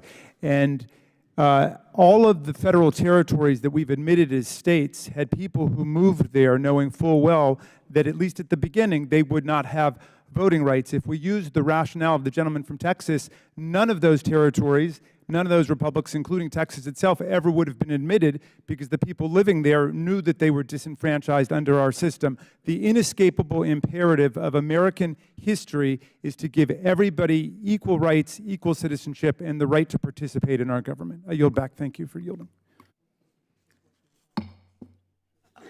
Gentlewoman's time has expired. Ms. Ocasio-Cortez. Thank you, Chairwoman, and I'd like to join in the chorus applauding you on this historic day, and this historic day for the people of the District of Columbia. This has been a long fight. I believe that we will achieve our goal. I come from a people who are also disenfranchised in the United States. My family is from Puerto Rico. I have family that have been born without the right to a federal vote, and I have family that, even in the aftermath of Hurricane Maria, have died without the right to vote. And I wish that upon no citizen of the United States of America. Where the disenfranchisement of Puerto Ricans is rooted in the history, the colonial and imperialist history that we've had in policies of the United States. The issue of DC statehood is rooted in a different evil in our history, which is the history of slavery in the United States. And when we talk about dealing with that history today, and there are so many people that say, why do we need to talk about this? This was, quote unquote, so long ago, which it is not so long ago. It's because our policies today uphold the injustices that were enacted during slavery. And I believe that this is one of them. On April 16th, 1862, through the Compensation Emancipation Act, it was the District of Columbia that was the first to free enslaved people in the United States of America. Right here on this hallowed land, the first. Meanwhile, surrounding areas remained unfree. And DC here, this ground blazed a trail, a vision for equality and justice in the United States. And many people sought refuge from the tyranny of slavery right here in the District of Columbia. And it is a profound injustice and an irony, a sick irony of our history, that the people who fled here to the District of Columbia to flee slavery because of the enlightenment of this community are now disenfranchised because of that very act. And so the descendants, many people who are the descendants of those who were freed under the tyranny of slavery are now disenfranchised today in American history. We cannot stand for that. That's right. And to uphold and to deny the statehood of the District of Columbia is to deny the impact of slavery in America. It is a form of denial of our history. And in order for us to achieve the full-bore justice and democracy that we promise, we need to give people in the District of Columbia the right to vote. We have to do that through the recognition of statehood, through equal citizenship and the elimination of institutions of second-class citizenship in the United States of America if we wish to live up to the ideals of democracy, freedom, and a true republic that we have today.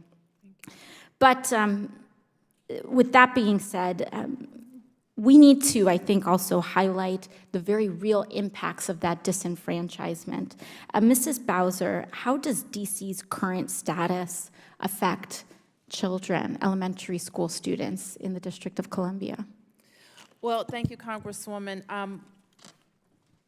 We sometimes see efforts from the Congress to move legislation in the district that doesn't exist in their own states. And we have seen that around issues of public education. And in what ways have we seen disparate impacts? We have, I think you recognize that we have a three-sector system in our city. We have, over many years of local investment and transformation, changed opportunities for public education, but we have traditional schools, we have public charter schools, and the Congress has also invested in vouchers. Thank you, Mrs. Bowser. And I also want to clarify that throughout this hearing, we have heard and we have seen people say that there are constitutional oppositions to this, and there's an argument over that. But earlier this year, when the House considered H.R. 1, the For the People Act, there was a Republican amendment that was filed that expressed the sense of Congress that D.C. statehood, in any case, including consideration of a constitutional amendment, in any case, should, quote, never become a state. Now, we have to ask ourselves why that unilateral opposition and partisan opposition exists to the statehood and enfranchisement of the people of Columbia.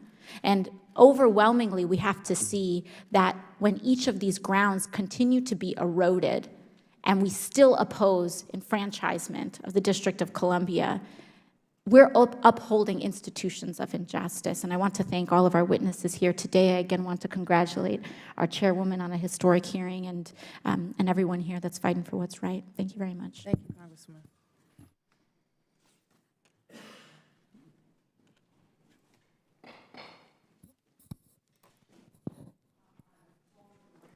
I've informed the ranking member that I believe all members have been heard. And I will therefore ask a question, and the ranking member or any member he designates can then ask a question. I'd just like to make sure the record is clear on the size of the district, because having the district at a size, having the capital at or the enclave at a size that is smaller than today may raise some questions, and so I'd like to draw that question out. We know that the Congress has plenary authority over the District of Columbia, and we recognize that the size may not exceed 100 square miles. Now, Congress has changed the size of the district twice. The first time is important to note because it was in 1791, when it amended the southern boundaries of the district. The reason that is important is because not only did 13 framers, including James Madison, vote for the amendment, but that was contemporary with the Constitution itself. So it says that, that Congress knew that the size could be reduced, not exceeded, more than 100 square miles, but reduced. Then, again, in 1846, Congress reduced the size, and that time it was by about 30%. And apparently, all that was needed was that Virginia asked for its land back, and it got its land back. Now, many of our colleagues on the other side believe themselves to be originalists or textualists. Mr. Thomas, let me ask you a question. Do the original meaning of the text, does the original meaning or does the text of the district clause indicate that Congress cannot reduce the district's size? The constitutional text only provides for a maximum size, and it does not provide for... Thank you, Mr. Thomas. If a court looked beyond the original meaning or the text of the district court clause, would it find legislative history indicating that the framers intended to impose a minimum size on the District of Columbia? The legislative history has certain indications. There were attempts to set different sizes that were rejected. There were attempts to make the site of the government permanent. Most of those did not make it. Those did not make it into the text of the Constitution, and we do have some indications that there is a sense that Congress would have discretion in deciding the size and location. And so I wouldn't say we have definitive legislative history, but I don't believe that there's strong legislative history for a established minimum, for a minimum. Congressional matter, in other words. Yeah. The district court clause does not, I can't find in the district court clause specification of the location or the minimum size of the federal district. Correct. Again, I'm looking like an originalist at the Constitution. What does that suggest about the authority of Congress, if it's not in the Constitution, to determine the minimum size of the District of Columbia? As I suggested previously, there is no textual limitation, and so the suggestion would be the fact that there's a maximum limitation that Congress was provided the discretion to decide to either set it at that maximum or set it at something below. So it's clear the district couldn't exceed, perhaps because they didn't want the district to encroach on somebody else's land, but whatever was the reason it couldn't succeed, it couldn't expand beyond that 100 square miles. Will the gentlelady yield? I will yield to the gentleman. Just, the point is exactly as you say, there's a constitutional ceiling, but there's no floor, which then returns us to the text of Article 1, Section 8, Clause 7, which says that Congress shall exercise exclusive legislation in all cases whatsoever over the district. So presumably, it's up to Congress to set the size. Well, so that's the important point here is that it looks like the framers understood that they couldn't put everything in the Constitution. Mr. Thomas, the district court clause does give Congress, as the gentleman said, plenary authority. That's all the authority over the district. Does the case law suggest that the Congress has the authority to determine the minimum size of the district? Congresswoman, there was a Supreme Court challenge to the retrocession to Virginia. However, because the retrocession occurred 30 years after the retrocession, the court declined to reach the final resolution, saying essentially that the case had been brought too late and that the court was going to essentially hold that the issue was stopped. There is some dicta in there that would suggest that it might be a political question, meaning that it might be the decision regarding retrocession of Virginia might have been something not amenable to Supreme Court review, but that is not a holding of the case. It's just it's dicta. Yeah, it's too late, in other words. And that was almost 100 years ago. It was too late to raise such a question. I want to ask the ranking member if he has any questions. By the way, while you're, if you'll give me a second, because the 51, the notion that there's a flag floating around with 51 stars, I emphasize that that is the flag to which the district aspires, and maybe we should show people what that flag looks like. See, you can't even tell the difference. What's the harm?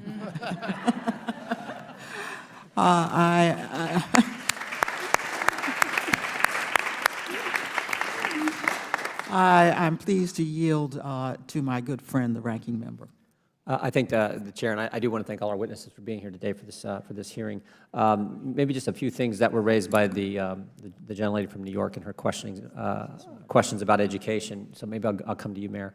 Do you support the Opportunity Scholarship Program? We have supported the three-sector approach, Congressman. The SOAR Act? Yes. Yeah, and we have to, I believe, Madam Chair, we have to reauthorize that. With the gentleman yield, she doesn't say what the three-sector approach was. Nobody knows what you're talking about. Well, I know what it is, but we'll let the mayor say it. The SOAR Act. Yep, SOAR Act. Charter schools, public schools, Opportunity Scholarship Program, Yes. right? All three. Yes. And we have to reauthorize that sometime soon. So you support reauthorization of that act? Yes, You support the president's increase in funding for that act? I do. Okay. Madam Chair, I yield back. I thank the gentleman for yielding. Madam Chair. Does the gentleman have, first of all, I have not introduced all of the letters that have come from organizations. At some point, I will want to make sure that those letters are introduced for the record.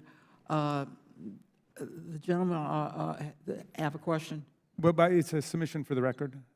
I can do it now or I can do it later. Well, you can submit a. Well, the question was raised, Madam Chair, whether the Trump Hotel would be in the new state or whether it would continue to enjoy the direct supervision of the GSA and the President of the United States. It's amazing to me that the political rights of 700,000 people might be conditioned on the business interests of one man.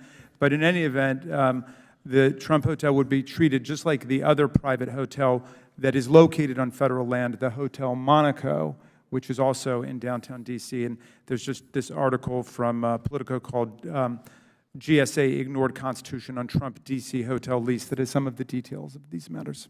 I'd like to submit it for the record. So ordered. I believe we have heard from everyone present. Without objection, the following document shall be made a part of the record. Legal analysis from the American Civil Liberties Union, finding H.R. 51 constitutional, testimony of former George W. Bush administration Assistant Attorney General via Den from the 2014 Senate Homeland Security and Governmental Affairs Committee hearing on D.C. statehood, declaring H.R. 51 to be constitutional. Also, a list of more than 128 organizations, including 104 national organizations that have endorsed H.R. 51. I understand that there is another member that wants to ask a question. Mr. Welch did not have the opportunity. Mr. Welch, do you have a question? I do. Thank you. And by the way, thank you for all your years of leadership on this, Madam Chair. You've been an inspiration for us. We really appreciate all you're doing to try to bring statehood to D.C. The 23rd Amendment of the Constitution allows D.C. to participate in presidential elections. If enacted, H.R. 51 would admit the state of Washington, D.C., but leave the 23rd Amendment in place. As such, the residents in a reduced D.C. would likely control 3 electoral votes. And as a practical matter, it seems likely the 23rd Amendment would be repealed soon after the state of Washington, D.C. Is admitted. Congress and the states would not want the few residents of the reduced D.C. to have so much power over the election of the president. Mr. Thomas, reasonable people can disagree on whether, as a matter of policy, the 23rd Amendment should be repealed.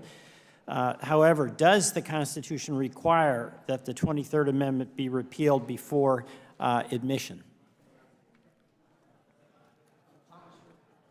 Congressman, if the 23rd Amendment is not repealed, it will still be in effect, and it will, of course, coexist with the new state, which would not have those electoral votes. Again, setting aside the outstanding questions regarding D.C. statehood, the question would be, what effect would the 23rd Amendment have at that point? What would be left of the 23rd Amendment? Because the statute can't really affect that. Right. And is there anything in the text of the legislative history of the 23rd Amendment that imposes a minimum size on DC's population or geography?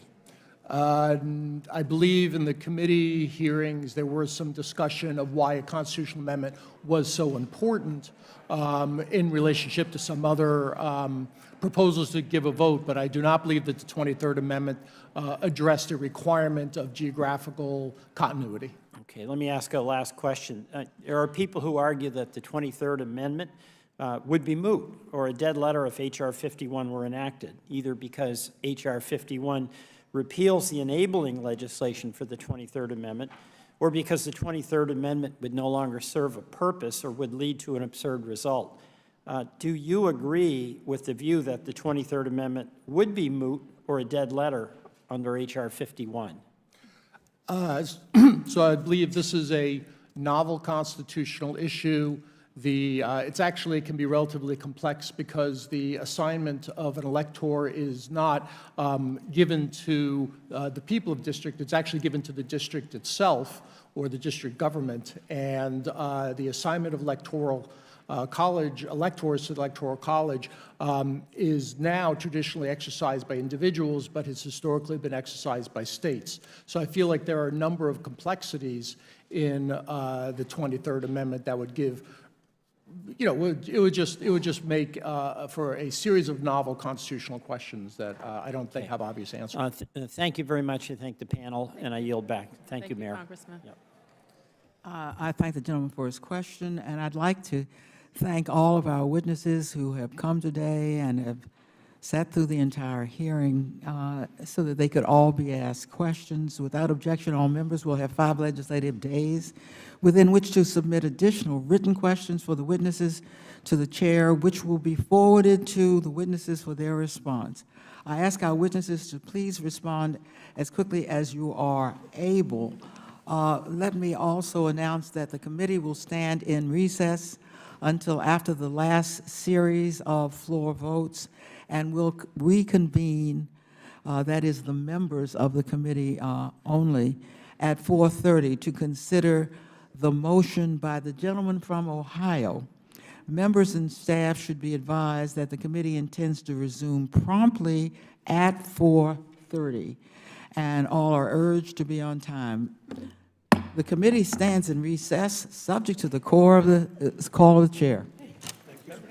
Thank you. Great to meet you.